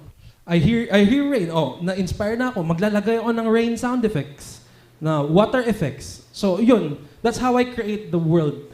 Gusto ko, pagka natapos yung kanta, pag pinakinggan siya, the listener will imagine him or herself na nandun ako, sitting in the car with my loved one, driving beside the beach, sunset, may konting ulan, di kami nag-uusap. So yun, ganun ko siya. Parang I'm painting a picture with sound. Yeah, yun lang po. Thank you po. We still have more time for more questions. May nakita po ako nag-raise hand. Yeah. More time, games na lang. De joke. Bring me! Po. Hello. Regarding po dun sa follow-up question po dun sa yung DAWs and plugins po. Ano pong mas prefer or mas ginagamit nyo? Third-party plugins or yung stock plugins po nung Logic Pro? Ako, prefer ko third-party. Gumagamit din ako ng stock pag nagmamadali. Pero prefer ko third party because I'm used to it na. Yun lang naman siya eh. Kasi yung Logic, they always update. All the DAWs, lagi may update. I use the stuff I know. Actually, I know a lot of people who do that. Like, sobrang tagal na nila sa industry, kabisado nila yung tunog nitong plugin na to, yun lang sila lagi. Hanggang mamatay. Di ba? So actually, yun lang naman yung principle niya eh. Use the stuff you know. Ako prefer ko third party because ever since I learned how to do this, third party. Third party yung ginagamit ko. Bakit? Kasi mali yung install ko, walang presets. Wala yung ibang plugins. So napilitan ako mag-install ng third party. Yun. Yun siya. Yun siya. Doon ako nasanay. So hanggang ngayon, same yung mga ginagamit ko. I think po we can have last 2 questions. And may question po ako first. Go. So last one na lang pala po. Yung question ko po, narinig ko po kanina sa example nyo. What do you keep in mind po when you're gonna use indigenous instruments? And how do you address po concerns about cultural appropriation? Okay. Dahil gumamit ako ng recording, alam kong tama yun. Hindi ko siya inano. Kumbaga, sample yun eh. Hindi ako yung nag-isip, so alam kong tama na yun. Pwede kong bali-baliin. With regards to cultural appropriation, actually, ewan ko. Kailangan ko tanungin sa ibang tao yan. Kasi pag ako, inask akong gumawa, gagawa lang naman ako eh. O maglagay ka ng kulintang, okay. Number one problem ko, actually, maraming ads na nagpapalagay ng kulintang, hegalong, ano pa ba. Kubing, wala naman pitch. Hindi, meron, pero hindi naman napipili. So, okay lang yun. Sir, ano pa ba mga indigenous? Basta maraming nagpapa-ad niyan eh. Ano? Sorry? Di ko nga alam eh. Tongatong? Di ko alam. Actually, number one problem ko sa kanila is the pitch. There was one time, I recorded a kulintang. Yung kanta, walang nasa gitna. Hindi ko alam actually paano tinotono eh. Ang alam ko lang yung concert pitch eh. Nasa gitna. So, sabi ko, shit, paano to? Ganito na lang po, tumugtog ka na lang, ako na magtutono sa computer. Tinono ko siya sa computer. Kasi, depende kung para saan eh. That time, as a texture. So, it really didn't matter if it's accurate. It's a texture na pag narinig, uy, Pilipino. So, ayun. So, yun, number one problem ko is that the pitch and the tuning ng instruments. In terms of appropriation, yan, wala akong alam. Hindi ako, actually, feeling ko Gen X ako talaga eh. Hindi ako kabilang dun sa mga millennials and Gen Z na madaming alam dun sa mga ganun.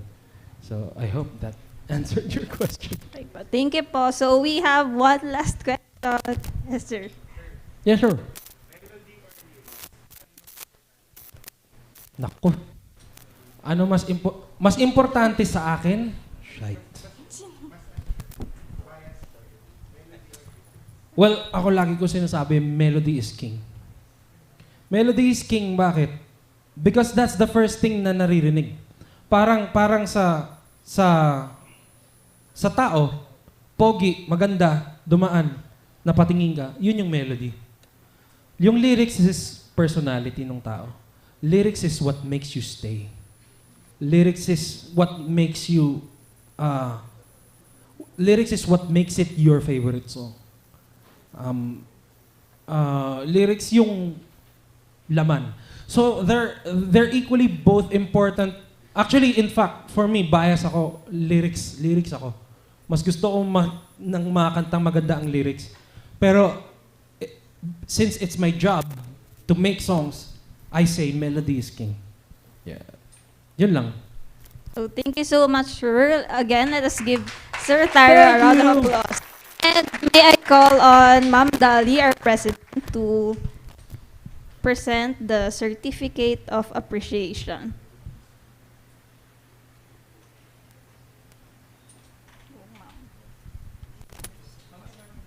Read it first.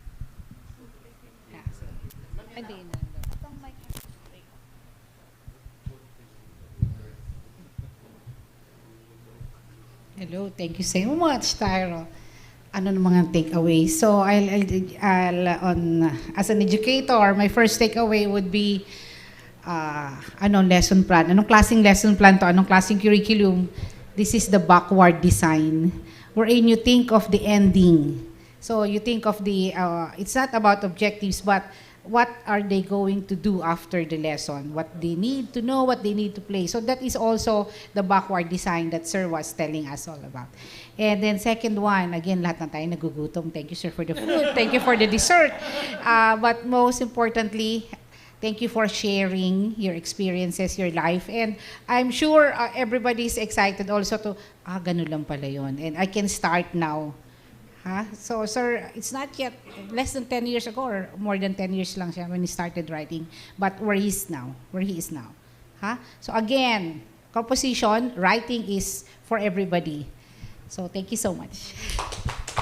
So, the Philippine Society for Music Education, in cooperation with the National Commission for Culture and the Arts and the University of Santo Tomas Conservatory of Music, awards this certificate of appreciation to Timothy Tyro Alfaro in grateful recognition of his time, effort, and expertise as a resource speaker during the PSMU workshop entitled Songwriting for Education, a production workshop covering the various aspects of songwriting with education in mind. Signed, Dolores T. Andres, President of the Philippine Society for Music Education, Jose Inigo Alayala, Vice President for Planning, and Dean Antonio Africa, Dean of the UST Conservatory of Music. Thank you, sir.